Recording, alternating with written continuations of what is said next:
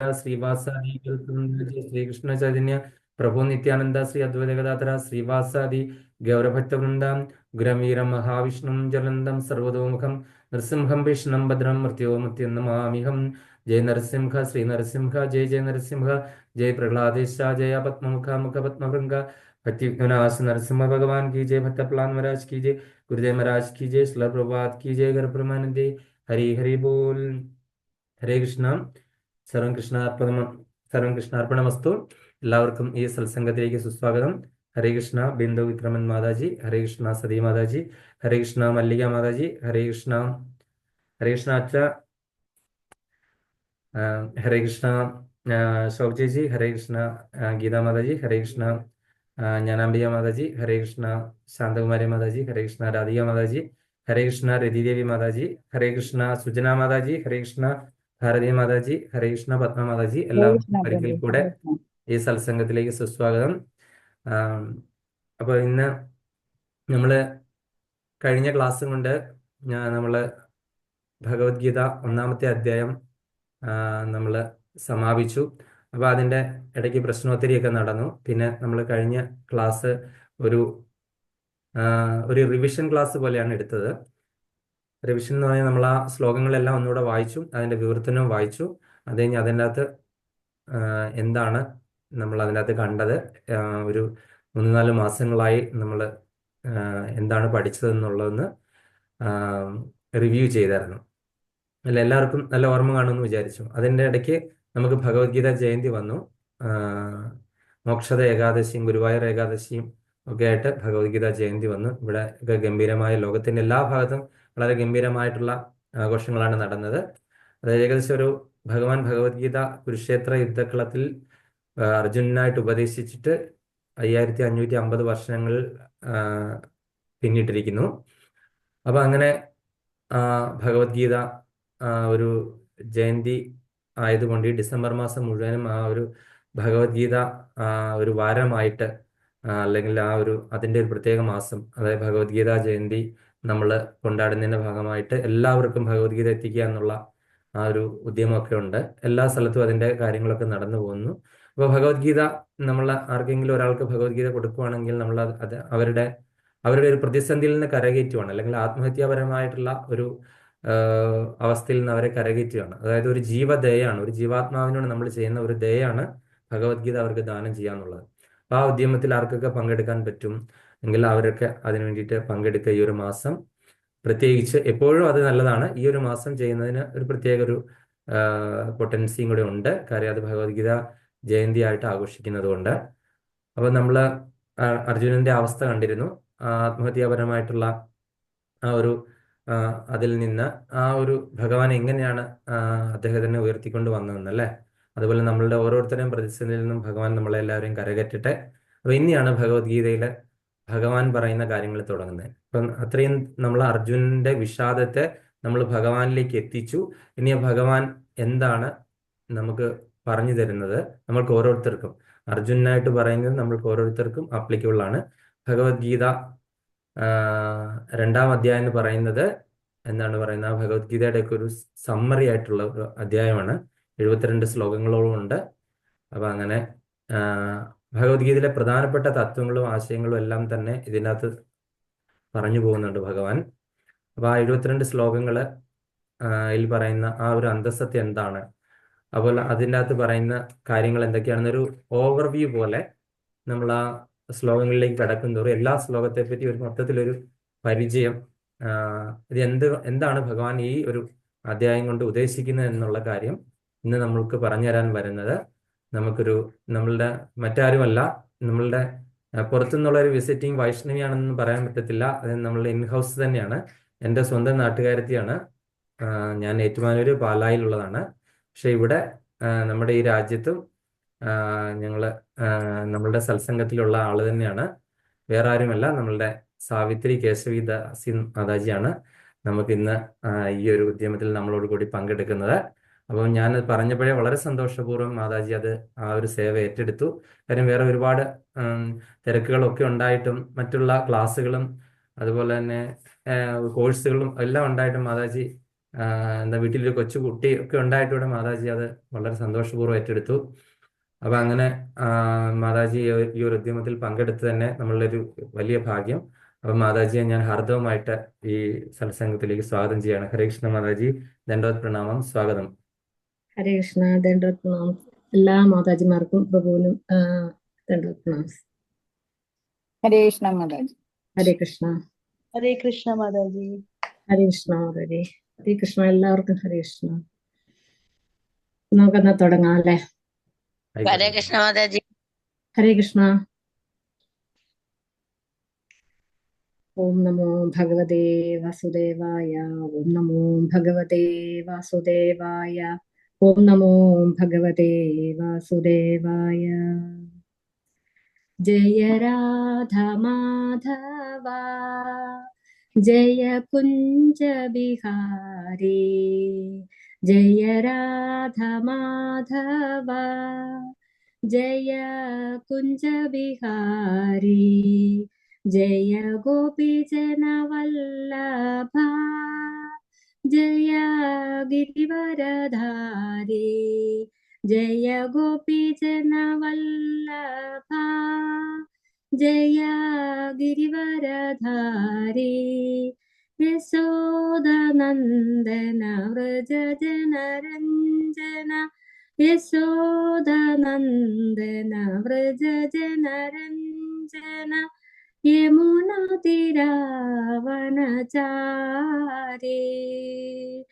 ജയ രാധ മാധവ ജയ കുഞ്ച ബിഹാരി. ഹരേ കൃഷ്ണ ഹരേ കൃഷ്ണ കൃഷ്ണ കൃഷ്ണ ഹരേ ഹരേ. ഹരേ രാമ ഹരേ രാമ രാമ രാമ ഹരേ ഹരേ. ഹരേ കൃഷ്ണ കൃഷ്ണ കൃഷ്ണ ഹരേ ഹരേ. ഹരേ രാമ രാമ രാമ രാമ ഹരേ ഹരേ. ഹരേ കൃഷ്ണ കൃഷ്ണ കൃഷ്ണ കൃഷ്ണ ഹരേ ഹരേ. ഹരേ രാമ രാമ രാമ രാമ ഹരേ ഹരേ. ജയ ഗൗരനിതായ് ജയ ഗൗരനിതായ് ജയ ഗൗരനിതായ് ജയ ഗൗരനിതായ്. നിതായ് ഗൗര ഹരി ബോൾ ഹരി ബോൾ ഹരി ബോൾ. നിതായ് ഗൗര ഹരി ബോൾ. ഹരേ കൃഷ്ണ. ഓം അജ്ഞാനതിമിരാന്തസ്യ ജ്ഞാനാഞ്ജനശലാകയ ചക്ഷുരുന്മീലിതം യേന തസ്മൈ ശ്രീ ഗുരുവേ നമഃ. ശ്രീ ചൈതന്യ മനോഭീഷ്ടം സ്ഥാപിതം യേന ഭൂതലേ സ്വയം രൂപ കഥാ മഹ്യം ദദാതി സ്വപദാന്തികം. വന്ദേഹം ശ്രീഗുരും ശ്രീയുതാപദകമലം ശ്രീഗുരും വൈഷ്ണവാംശ. ശ്രീരൂപം സാഗ്രജാതം സഹഗണ രഘുനാഥാന്വിതം തം സജീവം സാദ്വൈതം സാവധൂതം പരിജന സഹിതം കൃഷ്ണ ചൈതന്യദേവം ശ്രീരാധാകൃഷ്ണപാദാൻ സഹഗണ ലളിതാ ശ്രീവിശാഖാനുദാംശ്ച. ഹേ കൃഷ്ണ കരുണാ സിന്ധു ദീനബന്ധു ജഗൽപദേ ഗോപേശ ഗോപിക കാന്ത രാധാകാന്ത നമസ്തുതേ. തപ്ത കാഞ്ചന ഗൗരാംഗീ രാധേ വൃന്ദാവനേശ്വരി വൃഷഭാനുസുതേ ദേവി പ്രണമാമി ഹരിപ്രിയേ.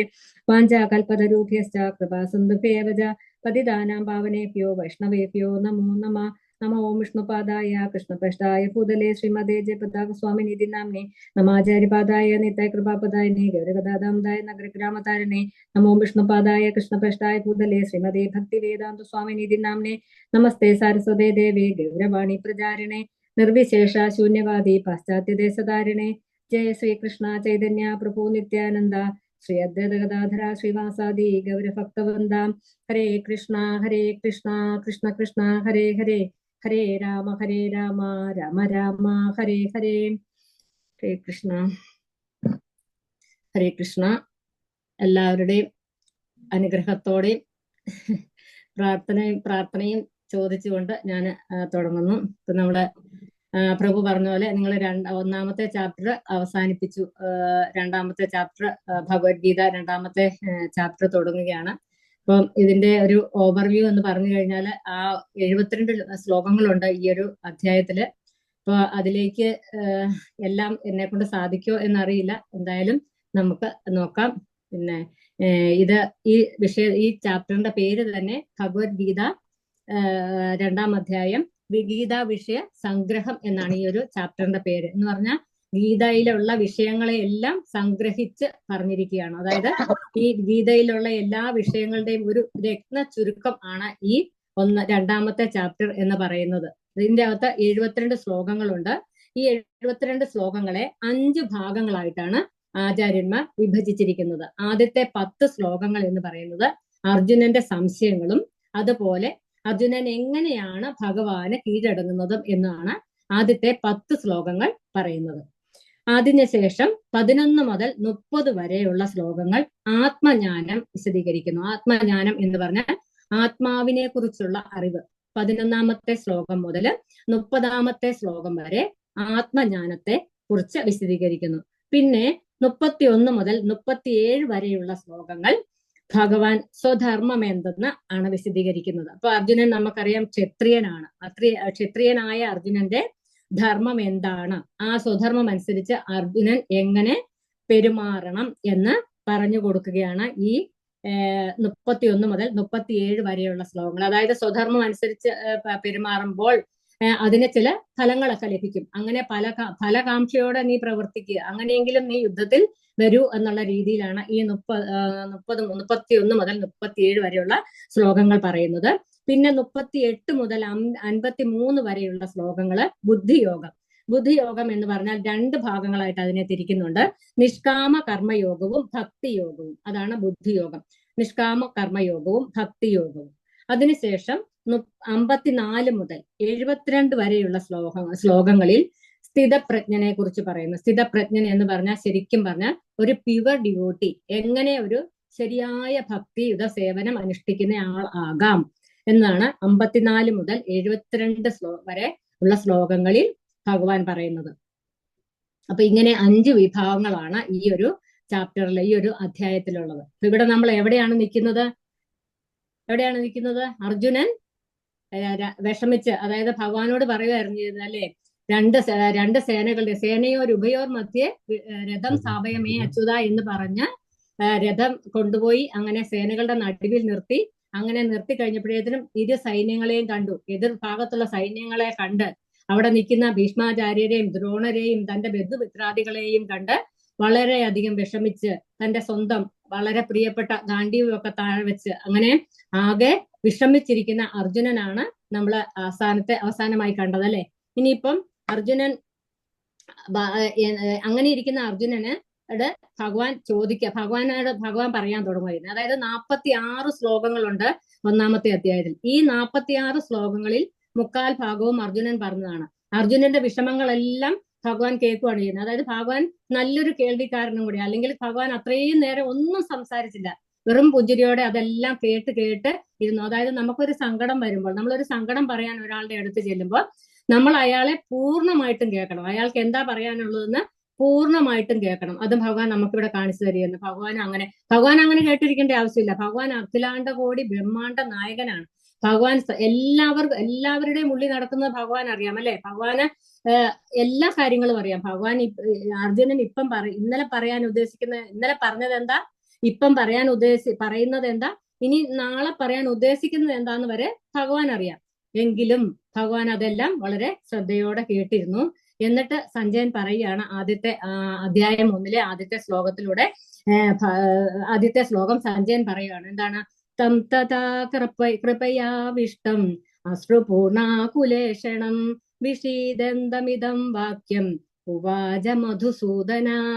തം തഥാ കൃപയാവിഷ്ടം, അങ്ങനെ സങ്കടപ്പെട്ടിരിക്കുന്ന, എങ്ങനെയാണ് അശ്രുപൂർണാകുലേഷണം, മുഴുവനും കണ്ണുനീര് നിറഞ്ഞ് സങ്കടപ്പെട്ടിരിക്കുന്ന അർജുനനോട് ഉവാച മധുസൂദനൻ പറഞ്ഞു. മധുസൂദനൻ എന്ന് പറഞ്ഞ ആരാ? ശ്രീകൃഷ്ണ ഭഗവാൻ അല്ലെ. ശ്രീകൃഷ്ണ ഭഗവാനെ എന്തുകൊണ്ടാണ് മധുസൂദനൻ എന്ന് പറയുന്നത് മധു, കൈടവൻ തുടങ്ങിയ രാക്ഷസന്മാരെ, മധു എന്ന രാക്ഷസനെ വധിച്ചത് കൊണ്ടാണ് മധുസൂദനൻ എന്ന പേര് ഭഗവാന് വന്നത്. അതിന്റെ ഡീറ്റെയിൽഡ് ആയിട്ട് പർപ്പോട്ടിൽ പ്രഭുപാദ് പറഞ്ഞിട്ടുണ്ട്. ഡീറ്റെയിൽഡ് സ്റ്റഡിയൊക്കെ പിന്നീടാണ് ഞാൻ ഇവിടെ ഒരു ഓവർവ്യൂ നടത്തി പോകുന്നത് കൊണ്ട് അതിനെ വിശദീകരിക്കുന്നില്ല എന്തുകൊണ്ടാണ് മധുസൂദനൻ എന്ന് വന്നതെന്ന്. ഇത്രയും മാത്രം ഓർക്കുക. മധു എന്ന രാക്ഷസനെ വധിച്ചത് മൂലം ആണ് അങ്ങനെ ഒരു പേര് ഭഗവാന് കിട്ടിയത്. പിന്നീട് രണ്ടാമത്തെ ശ്ലോകം ഭഗവാൻ പറയുന്നതാണ്. ശ്രീ ഭഗവാൻ ഉവാച. ഭഗവാൻ പറയുന്നു.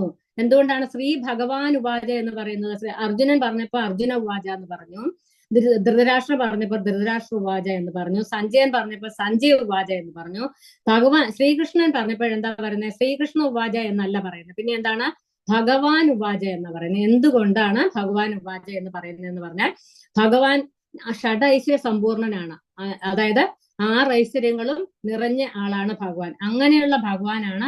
അങ്ങനെയുള്ള ഭഗവാനെ വെറും ശ്രീകൃഷ്ണ ഉവാച എന്ന് പറയാൻ പാടില്ല. അതുകൊണ്ടാണ് ഐശ്വര്യസ്യ സമഗ്രസ്യ വീരസ്യ യശസ്യ ശ്രീയ ജ്ഞാന വൈരാഗ്യ ഛന്നം ഭഗ ഇതി ഗണ എന്നാണ് പരാശരമുനി ഈ 6 ഐശ്വര്യങ്ങളെ കുറിച്ച് പറയുന്നത്. അത് ഈ 6 ഐശ്വര്യങ്ങളും പരിപൂർണമായിട്ടും ഫുള്ളായിട്ടും ഉള്ളയാളാണ് ഭഗവാൻ. അതുകൊണ്ടാണ് ഭഗവാൻ എന്ന പേര് വന്നത്. ഇത് പറഞ്ഞിരിക്കുന്ന പരാശരമുനിയാണ്. പരാശരമുനി ആരാണ്? വ്യാസ ദേവന്റെ അച്ഛനാണ്. അപ്പം ആ പരാശരമുനി പറഞ്ഞിരിക്കുന്നതാണ് ഈ ഭഗവാന്റെ ഈ നിർവചനം എന്ന് പറയുന്നത്. അപ്പൊ അതിനെക്കുറിച്ച് കുറെ പർപ്പോട്ടസ് പ്രഭു പറയുന്നുണ്ട്. വിശദമായി പഠിക്കുമ്പോൾ അതും നമുക്ക് പഠിക്കാം. ഇപ്പൊ നമുക്ക് എന്താണ് ഭഗവാൻ പറഞ്ഞതെന്ന് നോക്കാം. കുതസ്ത്വാ കസ്മലമിതം വിഷമേ സമുപസ്ഥിതം അനാര്യജുഷ്ടമസർഗ്യം അകീർത്തികരം അർജുന. അർജുനോട് പറയുകയാണ്, ഈ കസ്മലങ്ങൾ അല്ലെങ്കിൽ ഈ മാലിന്യങ്ങളെല്ലാം കുതസ്ത്വ എവിടെ നിന്നാണ് നിനക്ക് വന്നു ചേർന്നിരിക്കുന്നത്? ഇത് ശരിക്കും പറഞ്ഞ അനാര്യന്മാർക്ക് ചേർന്നതാണ്, നിനക്ക് ചേർന്നതല്ല. നീ ഒരു ആര്യനാണ്. ആര്യൻ എന്ന് പറഞ്ഞാൽ എന്താണ്? ജീവിത മൂല്യങ്ങളെ അറിയുന്ന ആളിനെയാണ് ആര്യൻ എന്ന് പറയുന്നത്. അപ്പൊ അനാര്യൻ എന്ന് പറഞ്ഞാൽ അതിന്റെ ഓപ്പോസിറ്റ്. അപ്പൊ നീ ഒരു അനാര്യനെ പോലെ സംസാരിക്കുന്നു. ഇത് നിനക്ക് ചേർന്നതല്ല. ഇത് നിനക്ക് എന്താണ്? അകീർത്തികരമാണ്. നിന്റെ കീർത്തിനെ ഇത് നശിപ്പിക്കും. അകീർത്തികരമാണ്. ഈ മാലിന്യങ്ങളെല്ലാം നിനക്ക് എവിടെ നിന്ന് വന്നു എന്ന് ചോദിക്കുന്നത്. അതായത് ഇവിടെ ഒരു യാതൊരു മൂല്യവുമില്ലാത്ത, ജീവിതത്തിന് മൂല്യം അറിയുന്ന ആളാണ് ആര്യൻ എന്ന് നമ്മൾ പറഞ്ഞില്ല. അപ്പൊ ഈ യാതൊരു മൂല്യവുമില്ലാത്ത കാര്യങ്ങളെ ചൊല്ലിയാണ് നീ വിഷമിക്കുന്നത് എന്നാ പറയുന്നത്. അപ്പൊ ഇവിടെ ഇതിന്റെ അകത്ത് എന്താണ് മൂല്യമില്ലാത്ത കാര്യം എന്ന് പറയുന്നത്? അതായത് അർജുനൻ യുദ്ധം ചെയ്യല എന്ന് ആദ്യം പറയാൻ കാരണം എന്താ? ആദ്യത്തെ കാരണം എന്തായിരുന്നു? അനുകമ്പ, അല്ലെ? കരുണ. അതായത് അർജുനന്റെ ആ കരുണാഭാവമായിരുന്നു യുദ്ധം ചെയ്യലെന്ന് പറഞ്ഞത്. അതായത് തന്റെ ഗുരുക്കന്മാരെയും അതുപോലെ പിതാമഹനെയും പിന്നെ ബന്ധുമിത്രാദികളെയും വധിക്കാൻ എനിക്ക് സാധിക്കില്ല. അത് അങ്ങനെ സാധിക്കാൻ, അത് എനിക്ക് വയ്യ അവരെ കൊല്ലാൻ. അത് എനിക്ക് വിഷമമാണ്. അതായത് ആ കരുണാഭാവം അല്ലെങ്കിൽ ആ അനുകമ്പ, ആ നല്ലൊരു സ്വഭാവമാണ് അത്. പക്ഷെ അത് എന്താണെന്ന് ഇവിടെ പ്രഭുപാദി പറയുന്നതെന്ന് അറിയാമോ? മുങ്ങിച്ചാകാൻ പോകുന്ന ഒരാളുടെ ഉടുപ്പിനോട് കാണിക്കുന്ന ഒരു കൃപ, അല്ലെ, ഒരു കരുണയാണ് അതെന്നാ പറയുന്നത്. ഒരാള് വെള്ളത്തിൽ മുങ്ങിച്ചാകാൻ പോവുകയാണ്. അയാളുടെ വസ്ത്രം രക്ഷിച്ചത് കൊണ്ട് നമുക്കൊന്നും ആകില്ല, അല്ലെ? അയാള് രക്ഷപ്പെടുന്നില്ല. അപ്പൊ അയാളെ രക്ഷിക്കുകയാണ് വേണ്ടത്. അപ്പൊ ഇവിടെ അർജുനന്റെ ഈ കൃപ അല്ലെങ്കിൽ ഈ കരുണ എന്ന് പറയുന്നത് വെറും ആസ്ഥാനത്തുള്ള കരുണയാണ്. അത് ശരിയാകുന്നില്ല എന്നാണ് ഇവിടെ ഭഗവാൻ പറയുന്നത്. പിന്നെ 3-ാമത്തെ ശ്ലോകത്തിലൂടെയും ഭഗവാൻ ശരിക്കും അർജുനനെ വിമർശിക്കുന്നുണ്ട്. എന്താണ് വിമർശിക്കുന്നത്? ക്ഷുദ്രം ഹൃദയ ദൗർബല്യം എന്നാ പറയുന്നത്. നിന്റെ ഈ ഹൃദയ ദൗർബല്യം വളരെ ക്ഷുദ്രമാണ്. അത് ഇവിടെ അതിന്റെ ആവശ്യമില്ല. ഈ ദൗർബല്യം നീ ഇവിടെ എടുക്കരുത് എന്ന് പറയുന്നത്. പിന്നെ 4-ഉം 6 ശ്ലോകങ്ങളിലും അർജുനന്റെ വിഷമങ്ങൾ വീണ്ടും പറയുവാണ്. എനിക്കൊരു തീരുമാനം എടുക്കാൻ സാധിക്കുന്നില്ല, ഞാനൊരു തീരുമാനം എടുക്കാൻ വയ്യാതെ ഇങ്ങനെ വിഷമിച്ചിരിക്കുകയാണ് എന്ന് പറയുന്നത്. എന്റെ ഗുരുവിനെയും പിതാമഹനെയും ഒക്കെ വധിക്കുന്നതിലും ഭേദം എനിക്ക് എന്താണ്, കാട്ടിൽ പോയി തപസ് ചെയ്യുകയോ അല്ലെങ്കിൽ ഭിക്ഷ യാചിച്ച് ജീവിക്കുകയോ ചെയ്യുന്നതാണ് നല്ലതെന്ന് പറഞ്ഞു. അപ്പൊ അർജുനൻ ആ 1-ാമത്തെ ചാപ്റ്ററിൽ 4 കാര്യങ്ങളായിരുന്നു പറഞ്ഞിരുന്നത്. അനുകമ്പ, ആസ്വാദന നഷ്ടം, പിന്നെ എന്താണ് പാപപ്രതികരണം, പിന്നെ വേറൊന്ന് പറഞ്ഞത് കുലം നശിക്കും, വംശപരമ്പര അതൊക്കെ നശിക്കും. ഞാൻ യുദ്ധം ചെയ്ത് ഇങ്ങനെ ആൾക്കാരെ എല്ലാം വധിച്ചു കഴിഞ്ഞാൽ ഇതെല്ലാം നശിക്കില്ലേ, അതുകൊണ്ട് എനിക്ക് യുദ്ധം ചെയ്യാൻ വയ്യ എന്നാണ് അർജുനൻ പറഞ്ഞത്. പക്ഷെ അതിനുശേഷം ഇവിടെ പറയുന്നത് ഇപ്പൊ എന്താണ്? 5-ാമത്തെ കാര്യമായിട്ട് ഇവിടെ പറയുന്നത് അർജുനന് ഒരു തീരുമാനം എടുക്കാൻ പറ്റുന്നില്ല. ഇൻഡിസിഷൻ, തീരുമാനം എടുക്കാൻ പറ്റാത്ത അവസ്ഥയിൽ വന്നിരിക്കുകയാണ്. അപ്പൊ നമുക്കൊരു ഉദാഹരണം പറയാം. അതായത് ഒരു പെൺകുട്ടി അത് വളർന്ന ഒരു 18-20 വയസ്സാകുമ്പോഴേക്കും 20-22 വയസ്സാകുമ്പോഴേക്കും കല്യാണം ആലോചിക്കും. കല്യാണം ആലോചിച്ച് നല്ല എവിടെയെങ്കിലും ഒക്കെ ഒരു നല്ല പയ്യനെ കണ്ടു കിട്ടി. അപ്പം പയ്യൻ ആദ്യം പെണ്ണിനെ കാണാൻ വരുന്നു. പിന്നെ പെണ്ണിന്റെ പെണ്ണിനെ ഇഷ്ടപ്പെടുന്നു. പെണ്ണിന്റെ വീട്ടുകാർ പയ്യന്റെ വീട്ടിൽ പോകുന്നു. അവർക്ക് ഇഷ്ടപ്പെടുന്നു. എല്ലാവർക്കും അങ്ങോട്ടും ഇങ്ങോട്ടും ഒക്കെ ഇഷ്ടപ്പെട്ടു. അങ്ങനെ കല്യാണം ഉറപ്പിച്ചു. കല്യാണം ഉറപ്പിൽ വലിയ ചടങ്ങായി. അതിനുശേഷം ഡ്രസ്സ് എടുക്കുന്നു, ആഭരണം എടുക്കുന്നു. അങ്ങനെ പല കാര്യങ്ങൾ ചെയ്ത് കല്യാണം തലേന്ന് എത്തി. എന്നിട്ടും ഒരു കുഴപ്പമില്ല. കല്യാണത്തിന്റെ സമയത്ത് പെൺകുട്ടി ഒരുങ്ങി കല്യാണത്തിന്റെ സമയത്ത് പന്തലിലേക്ക് പ്രവേശിക്കുമ്പോൾ പറയുക, എനിക്ക് കല്യാണം കഴിക്കാൻ പറ്റുന്നില്ല, എനിക്ക് കല്യാണം വേണ്ട എന്ന് പറഞ്ഞതുപോലെയാണ് അർജുനന്റെ അവസ്ഥ. അർജുനൻ 13 വർഷമായിട്ട് ആലോചിച്ച കാര്യം അല്ലെ. പാണ്ഡവര് 13 വർഷം, 12 വർഷം വനവാസവും 1 വർഷം അജ്ഞാതവാസവും കഴിഞ്ഞ് അവരെ സ്വന്തമായിട്ടും ആലോചിച്ചു, തമ്മിലും ആലോചിച്ചു, ഭഗവാനോടും ആലോചിച്ചു. അവസാനം എടുത്ത തീരുമാനമാണ് യുദ്ധം ചെയ്യുക എന്നുള്ളത്. അവസാനം യുദ്ധമെല്ലാം റെഡിയായി. യുദ്ധത്തിനെല്ലാം എല്ലാവരും റെഡിയായി. യുദ്ധകളത്തിൽ യുദ്ധ കോപ്പുകളോടെല്ലാം വന്നതിന് ശേഷം പറയുകയാണ്, എനിക്ക് വയ്യ എന്ന് പറഞ്ഞാൽ അത് എങ്ങനെയിരിക്കും? അത് ഭഗവാന് വിഷമായി. അപ്പൊ അതാണ് ഭഗവാൻ പറയുന്നത്, നീ കാരുണ്യം കാണിക്കുന്നത് ശരിയായ സ്ഥലത്തല്ല. നമ്മൾ കാരുണ്യം കാണിക്കണം ആൾക്കാരോട്. നമ്മുടെ നല്ല സ്വഭാവമാണ് കാരുണ്യം എന്നുള്ളത്. പക്ഷെ അത് നമ്മൾ കാണിക്കേണ്ടത് ഒരു സമയമുണ്ട്. കാണിക്കേണ്ട സമയത്ത് കാണിക്കണം, അതുപോലെ കാണിക്കേണ്ട സ്ഥലത്ത് കാണിക്കണം, അതുപോലെ കാണിക്കേണ്ട അർഹതപ്പെട്ട ആൾക്കാരുടെ അടുത്ത് കാണിക്കണം. ഇങ്ങനെ 3 തരത്തിലാണ് നമ്മൾ കാരുണ്യം കാണിക്കേണ്ടത്. അർഹതപ്പെട്ടവരോട് കാണിക്കണം, കാണിക്കേണ്ട സമയത്ത് കാണിക്കണം, കാണിക്കേണ്ട സ്ഥലത്ത് കാണിക്കണം. ഇത് 3ഉം അല്ല അർജുനൻ ചെയ്തിരിക്കുന്നത്. അർജുനൻ ഇത് 3ഉം തെറ്റിച്ചിരിക്കുന്നു. അപ്പൊ ഭഗവാന് അതുകൊണ്ട് അർജുനനോട് തെല്ലൊരു വിമർശഭാവത്തിലാണ് അടുത്ത ശ്ലോകങ്ങളിലെല്ലാം പറയുന്നത്. പിന്നെ 7ാമത്തെ ശ്ലോകം, അതൊരു ഭഗവത്ഗീതയിലെ പ്രധാനപ്പെട്ട ശ്ലോകമാണ്. അതാണ് ഭഗവത്ഗീതയിലെ ഉപദേശങ്ങൾക്ക് വഴി തെളിക്കുന്ന ആദ്യ ശ്ലോകം എന്നും പറയാം നമുക്ക്. കാർപ്പണ്യദോഷോ ബഹദ സ്വഭാവ പൃച്ഛാമി ത്വാം ധർമ്മ സമ്മൂഢചേത യത് ശ്രേയസാ നിശ്ചിതം ബ്രൂഹി തന്മേ ശിഷ്യസ്തേഹം ചാതിമാം ത്വാം പ്രപന്നം. അർജുനൻ പറയാ ചെയ്യുന്നത്, കാർപ്പണ്യ ദോഷം കൊണ്ട് എനിക്ക് എന്റെ അവസ്ഥ അല്ലെങ്കിൽ എന്റെ മനസ്സിനെ എനിക്ക് നിയന്ത്രിക്കാൻ പറ്റുന്നില്ല. എനിക്ക് എന്താണ് നല്ലതെന്ന് എനിക്ക് മനസ്സിലാക്കാൻ പറ്റുന്നില്ല. അത് മനസ്സിലാക്കാൻ പറ്റുന്ന ആർക്കാ? അവിടുത്തെ അങ്ങേക്ക് മാത്രമേ ഉള്ളൂ. അതുകൊണ്ട് അങ്ങ് എനിക്ക് നല്ലത് എന്താണ്, എന്റെ ശ്രേയസിന്, എനിക്ക് ശ്രേയസ്സായിട്ടുള്ളത്, ശ്രേയസാന്നിസ്ഥിതം ബ്രൂഹി തന്മേ, അതായത് എനിക്ക് ശ്രേയസ്സായിട്ട് വരുന്നത് എന്താണ് എന്ന് അങ്ങേക്കേ അറിയുള്ളൂ. അതുകൊണ്ട് അങ്ങ് എനിക്ക് പറഞ്ഞു തരൂ, ഞാൻ എന്താണ് ഈ സമയത്ത് ചെയ്യേണ്ടത് എന്ന് എനിക്ക് ഉപദേശിച്ചു തരൂ എന്ന് അർജുനൻ ഭഗവാനോട് പറയുകയാണ് ചെയ്യുന്നത്. അപ്പൊ ഇവിടെ ആചാര്യന്മാര് ഒരു ഗുരുവിനെ സ്വീകരിക്കുന്നതിന്റെ കാര്യവും ശ്രീല പ്രഭുപാദ് പർപ്പോട്ടിൽ പറയുന്നുണ്ട്. നമ്മൾ എല്ലാവരും ഒരു ഗുരുവിനെ സ്വീകരിക്കണം. ഒരു ആധ്യാത്മിക ഗുരു ഉണ്ടെങ്കിലേ നമുക്ക് ശ്രേയസ് ആയിട്ടുള്ള കാര്യങ്ങൾ, നമുക്ക് നല്ലതായിട്ടുള്ളത് പറഞ്ഞു തരാൻ അവർക്കേ സാധിക്കുകയുള്ളൂ എന്ന് പറയുന്നുണ്ട്. അതിന്റെ പ്രാധാന്യം കുറെ കൂടുതൽ പറയുന്നുണ്ട്. അത് പറഞ്ഞതുപോലെ നമുക്ക് പിന്നീട് പഠിക്കാം. അപ്പൊ അതായത് നമ്മൾ വെറുതെ ഒന്നും അറിയാതെ, ജീവിത മൂല്യങ്ങൾ അറിയാതെ മൃഗങ്ങളെ പോലെ ജീവിച്ച് ഇല്ലാതെയാകുന്നു. അതിനെയാണ് കൃപണൻ എന്ന് പറയുന്നത്. ഗൃപ്പണ എന്ന് പറഞ്ഞാൽ ശരിക്കും പറഞ്ഞാൽ പിശുക്ക് എന്നുള്ള ഒരു അർത്ഥമാണ് ഇവിടെ. അത് ആധ്യാത്മിക ജ്ഞാനത്തെയാണ് ഉദ്ദേശിക്കുന്നത്. ഈ ആധ്യാത്മിക ജ്ഞാനം ഇല്ലാതെ പോകുന്നു. അതായത് ആധ്യാത്മിക ജ്ഞാനം എന്ന് പറഞ്ഞാൽ ഭഗവാനെ കുറിച്ചുള്ള അറിവില്ലാതെ ജീവിച്ച് മരിച്ചു പോകുന്നവരാണ് കൃപണന്മാർ എന്ന് പറയുന്നത്. അതായത് മൃഗങ്ങൾക്ക് അറിയില്ല അല്ലെ എന്താ നമ്മൾ ചെയ്യേണ്ടത് എന്ന്. അവർക്ക് ഉള്ളി എന്താ അറിയാവുന്ന ഈറ്റിംഗ്, മേറ്റിംഗ്, സ്ലീപ്പിംഗ്, ഡിഫെൻഡിങ്, ഈ 4 കാര്യങ്ങൾ അവർക്ക് അറിയത്തുള്ളൂ. കഴിക്കുക, ഉറങ്ങുക, ഇണ ചേരുക, അതുപോലെ ആരെങ്കിലും ഉപദ്രവിക്കാൻ വന്ന അത് എതിർക്കുക. ഈ 4 കാര്യങ്ങളെ അവർക്കറിയുള്ളൂ. അങ്ങനെ ആവരുത് മനുഷ്യജന്മം കിട്ടിയ നമ്മള് എന്ന് പറയുന്നു.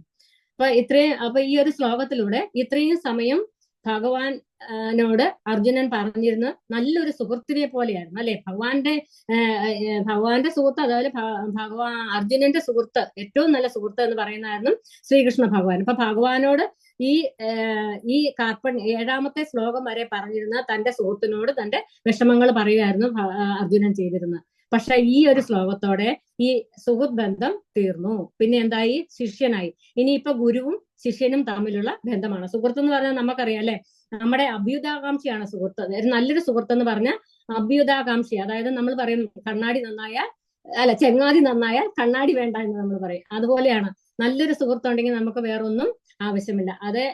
അതുപോലെയാണ് ഇവിടെ അർജുനനും ശ്രീകൃഷ്ണനും ഉണ്ടായിരുന്നത്. ആ ഒരു സ്ഥാനം മാറി ഇനി ഗുരു ശിഷ്യ ബന്ധത്തിലൂടെയുള്ള സംസാരമായി. അതായത് വളരെ വിഷമിച്ചിരിക്കുന്ന ശിഷ്യനും പുഞ്ചിരിയോടെ സംസാരിക്കാൻ തുടങ്ങുന്ന ശ്രീകൃഷ്ണ ഭഗവാനും. അതായത് ഭഗവാൻ അവിടെ ചിരിച്ചുകൊണ്ടാണ് സംസാരിക്കുന്നതെന്ന് പറഞ്ഞ ഒരു സെന്റൻസ് അടുത്ത ഒരു ശ്ലോകം പറയുന്നതെന്ന് പറഞ്ഞാൽ ഭയങ്കര സന്തോഷിച്ചാണ് ഭഗവാൻ പറയുന്നത്. അതായത് അർജുനന്റെ മനസ്സിൽ നടക്കുന്ന കാര്യങ്ങളെല്ലാം മനസ്സിലാക്കിയിട്ട് ആ ചിരി അതൊക്കെ വെറും എന്താ മോശമായ കാര്യമാണ് നീ ചിന്തിക്കുന്ന പറയുന്നതെന്ന് പറഞ്ഞ് ഒരു വിമർശനം അല്ല, എന്നാ ഒരു പരിഹാസവുമല്ല, ആ ഒരു രീതിയിലുള്ള ഒരു ചിരിയൊക്കെ ചിരിച്ചാണ് ഭഗവാൻ ഇനി പറയാൻ തുടങ്ങുന്നു. 9ാമത്തെ ശ്ലോകത്തില് പറയുന്നു. അതായത് ഇവിടെ 9ാമത്തെ ശ്ലോകം ശരിക്കും പറഞ്ഞ സഞ്ജയനാണ് പറയുന്നത്, ചിരിച്ചുകൊണ്ട് ഭഗവാൻ പറഞ്ഞു തുടങ്ങിയെന്ന്. 10ാമത്തെ ശ്ലോകത്തിൽ അർജുനനോട് ശ്രീകൃഷ്ണൻ പറയുകയാണ്, പുഞ്ചരിച്ചുകൊണ്ട് പറയുകയാണ് ചെയ്യുന്നത്. അപ്പൊ ഇപ്പൊ നമുക്ക് 10ാമത്തെ ശ്ലോകം വരെയുള്ളത് ആ ഒരു സെക്ഷൻ തീർന്നു. ഇനി 11 മുതൽ 30 വരെയുള്ള ശ്ലോകങ്ങളിൽ അർജുനനോട് ഭഗവാൻ പറയുന്നതാണ് ശരിക്കും ആത്മജ്ഞാനം എന്ന് പറയുന്നത്. ആത്മജ്ഞാനം എന്ന് പറഞ്ഞ ആത്മാവിനെ കുറിച്ചുള്ള ആ ഒരു അറിവ്. ആ ശ്ലോകമാണ്. അശോച്യാൻ അന്യശോചസ്തം പ്രജ്ഞാവാദാംശ ഭാഷസേ ഗതാസൂന അഗതാം സൂഞ്ച ജ്ഞാനശോചന്തി പണ്ഡിത. അതായത് നീ ഒരു പണ്ഡിതനല്ല, കാരണം നീ അതായത് ഇവിടെ അർജുനോട് പറയാം, നീ ഒരു പണ്ഡിതനേ അല്ല, നിനക്ക് പഠിപ്പുണ്ട്, അറിവുണ്ട് എന്ന് പറഞ്ഞിട്ട് യാതൊരു കാര്യമില്ല. കാരണം പണ്ഡിതന്മാർ ഒരിക്കലും ജീവിച്ചിരിക്കുന്നവരെ കുറിച്ചാകട്ടെ മരിച്ചവരെ കുറിച്ചാകട്ടെ ഒരിക്കലും വിഷമിക്കാറില്ല, വ്യസനിക്കാറില്ല. പക്ഷെ നീ എന്താ ഇവിടെ ചെയ്യുന്നത്?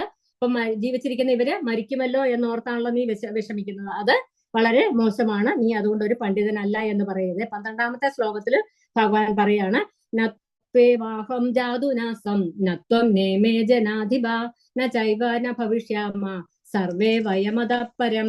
അതായത് ഭഗവാൻ പറയുന്നു, ഈ കാണുന്ന ആൾക്കാർ, അതായത് ഈ യുദ്ധകളത്തിൽ നിൽക്കുന്ന രാജാക്കന്മാരും മുഴുവൻ സേനകളും അതുപോലെ നീയും ഞാനും എല്ലാം എന്നും ഉണ്ടായിരുന്നു, ഇന്നലെ ഉണ്ടായിരുന്നു, ഇന്നും ഉണ്ടാകും, നാളെയും ഉണ്ടാകും. നമുക്കൊന്നും ഒരിക്കലും ഒരു നാശം സംഭവിക്കുന്നില്ല എന്ന് പറയുന്നത്. അതായത് നമ്മൾ എല്ലാവരും എക്കാലത്തും ഉണ്ടാകും, നമ്മൾ ഇന്നുമുണ്ട്, ഇന്നലെയും ഉണ്ട്, നാളെയും ഉണ്ടാകും എന്ന് പറയുന്നു. അടുത്തായി ഭഗവാൻ പറയുന്നു, ദേഹിനോസ്മിൻ യഥാ ദേഹേ കൗമാരം യൗവനം ജര തഥാ ദേഹാന്തര പ്രാപ്തിർ ധീരസ്തത്ര നമുഹ്യതി.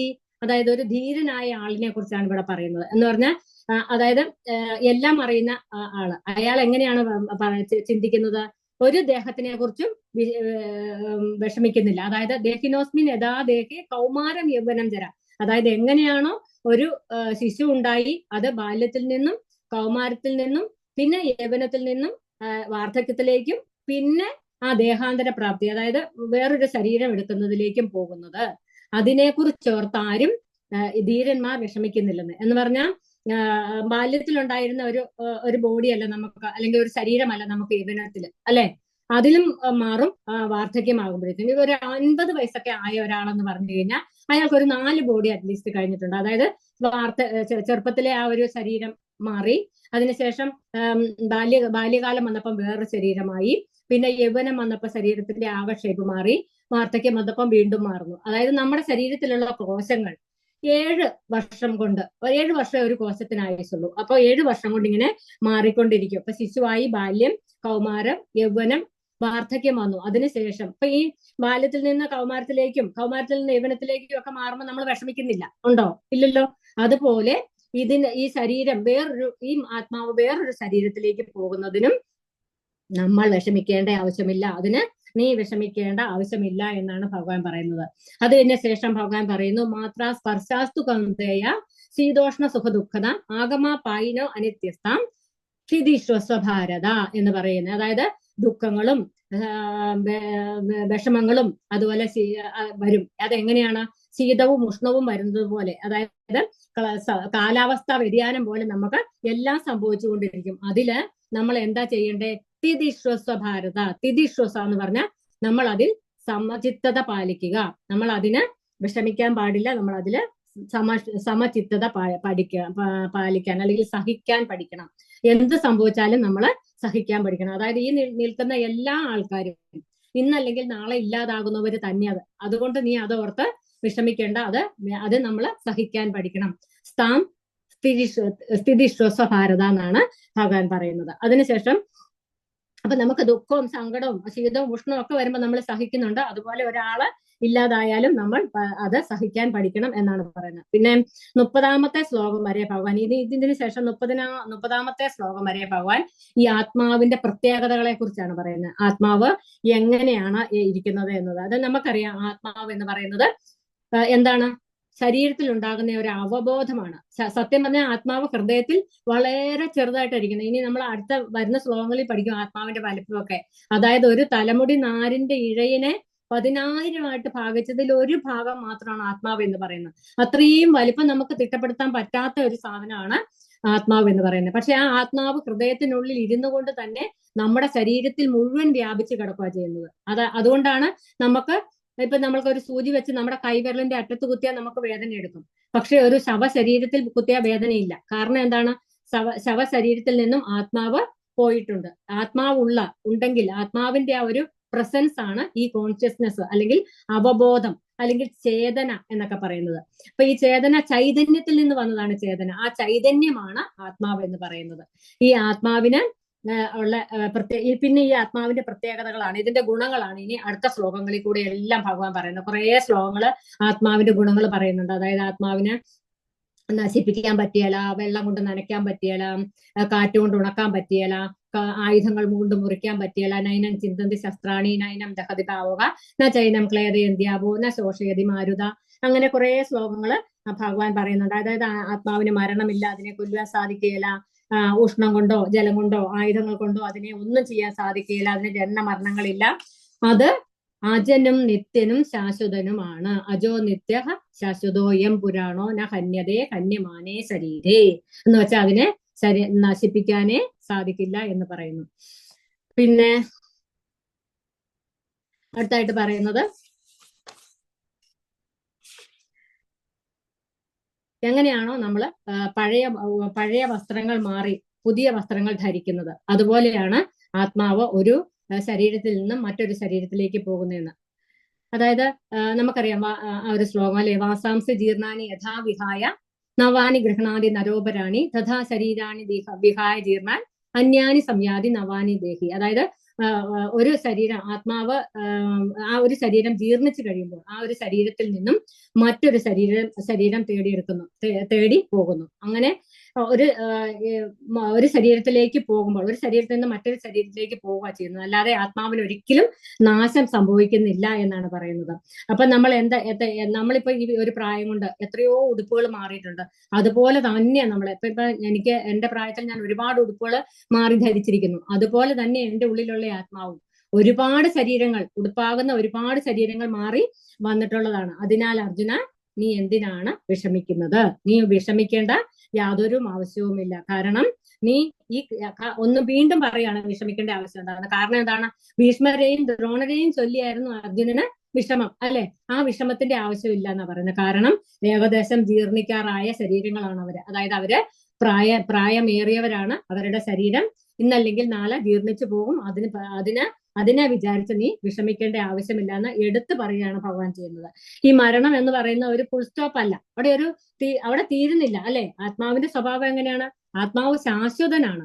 അപ്പൊ ശാശ്വതൻ എന്ന് പറഞ്ഞു കഴിഞ്ഞാൽ അതിന് ഒരു മാറ്റവും വരുന്നില്ല, അത് ഇല്ലാതാകുന്നുമില്ല. അപ്പൊ അതുകൊണ്ട് തന്നെ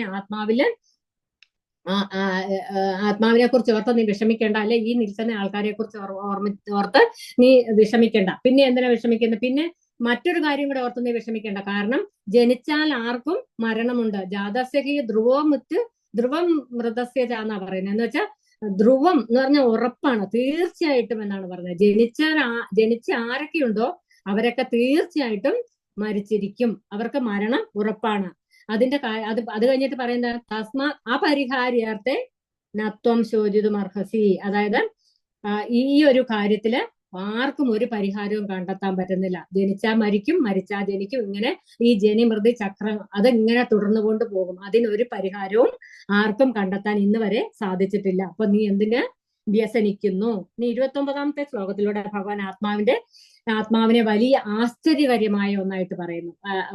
പലരും ആത്മാവിനെ ഭയങ്കര ആശ്ചര്യമായിട്ട് കാണുന്നു എന്ന് പറഞ്ഞാൽ ഇത്രയും ചെറിയ വലിപ്പമുള്ള ഈ ആത്മാവിന്റെ ഈ കഴിവിനെ കുറിച്ച് ആൾക്കാർ ഭയങ്കര അത്ഭുതകരമായിട്ട് പറയുന്നു. ആത്മാവിന്റെ ഗുണഗണങ്ങൾ വീണ്ടും പറഞ്ഞ 30-ാമത്തെ ശ്ലോകത്തിൽ ആത്മാവിന്റെ ഗുണങ്ങളെല്ലാം ഒന്നിച്ച് പറഞ്ഞ് ഭഗവാൻ ആ ഒരു ടോപ്പിക്ക് നിർത്തുകയെന്നെ. അതായത് ആത്മാവിനെ കുറിച്ച് ഇത്രയൊക്കെ ആത്മാവിനെ കുറിച്ച് വളരെ വിശദമായി പറഞ്ഞു കഴിഞ്ഞു. ഈ ആത്മാവാണ് ഓരോ ശരീരത്തിനും ഉള്ളത്. അതുകൊണ്ട് ഈ ആത്മാവിന് നാശമില്ലാത്തത് കൊണ്ട് നീ ഇവരെല്ലാം മരിക്കുന്നു എന്നുള്ള ഒരു ദുഃഖം നിനക്ക് വേണ്ട എന്ന് പറഞ്ഞ് ഭഗവാൻ അത് അവിടെ നിർത്തി. ഇനിയിപ്പൊ 31 മുതൽ 37 വരെയുള്ള ശ്ലോകങ്ങളിൽ ഭഗവാൻ പറയുന്ന സ്വധർമ്മത്തെ കുറിച്ചാണ്. സ്വധർമ്മം എന്ന് പറഞ്ഞാൽ നമ്മുടെ ഓരോരുത്തരുടെയും കർമ്മം. ഓരോരുത്തർക്കും ഓരോ സ്വധർമ്മമുണ്ട്. ഇപ്പൊ അർജുനൻ ക്ഷത്രിയനായതിനാൽ അർജുനന്റെ ധർമ്മം എന്ന് പറയുന്നത് യുദ്ധം ചെയ്യുക എന്നുള്ളതാണ്. അപ്പൊ ആ ധർമ്മത്തിൽ നിന്നും ഒളിച്ചോടിയാൽ അത് തെറ്റാണ് എന്ന് പറയുക ചെയ്യുന്നത്.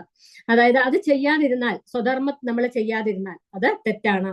ഈ പാപം അതൊരു പാപമായി മാറും. അതായത് അർജുനൻ നേരത്തെ പറയുന്നുണ്ട്, ഞാനിത് ആൾക്കാരെ കൊന്നാൽ എനിക്ക് പാപം വരില്ലേ എന്ന് പറയുന്നുണ്ട്. തീർച്ചയായിട്ടും നിനക്ക് പാപം വരും.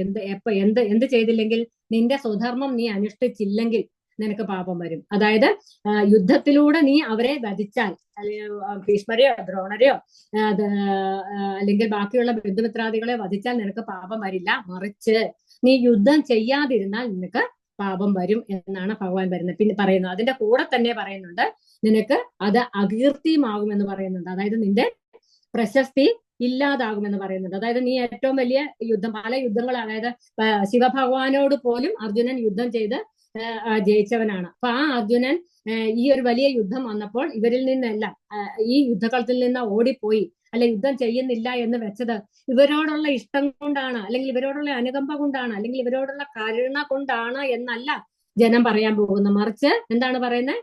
അവൻ പേടിച്ച് ഓടിപ്പോയി, അർജുനൻ യുദ്ധത്തിൽ നിന്ന് ഭയം കൊണ്ട് ഓടിപ്പോയി എന്ന് പറയും. അത് നിനക്ക് അപമാനമാണ്, അല്ലെ? ക്ഷത്രിയർക്ക് അപമാനം എന്ന് പറയുന്നത് മരണത്തിനേക്കാൾ വലുതാണെന്നാ പറയുന്നത്. അവര് മരണം വന്നാലും സഹിക്കും, പക്ഷെ അപമാനം അവർക്ക് ഭയങ്കര സഹിക്കാൻ പറ്റാത്ത ഒന്നാണ്. അതുകൊണ്ട് നീ യുദ്ധം ചെയ്യണം.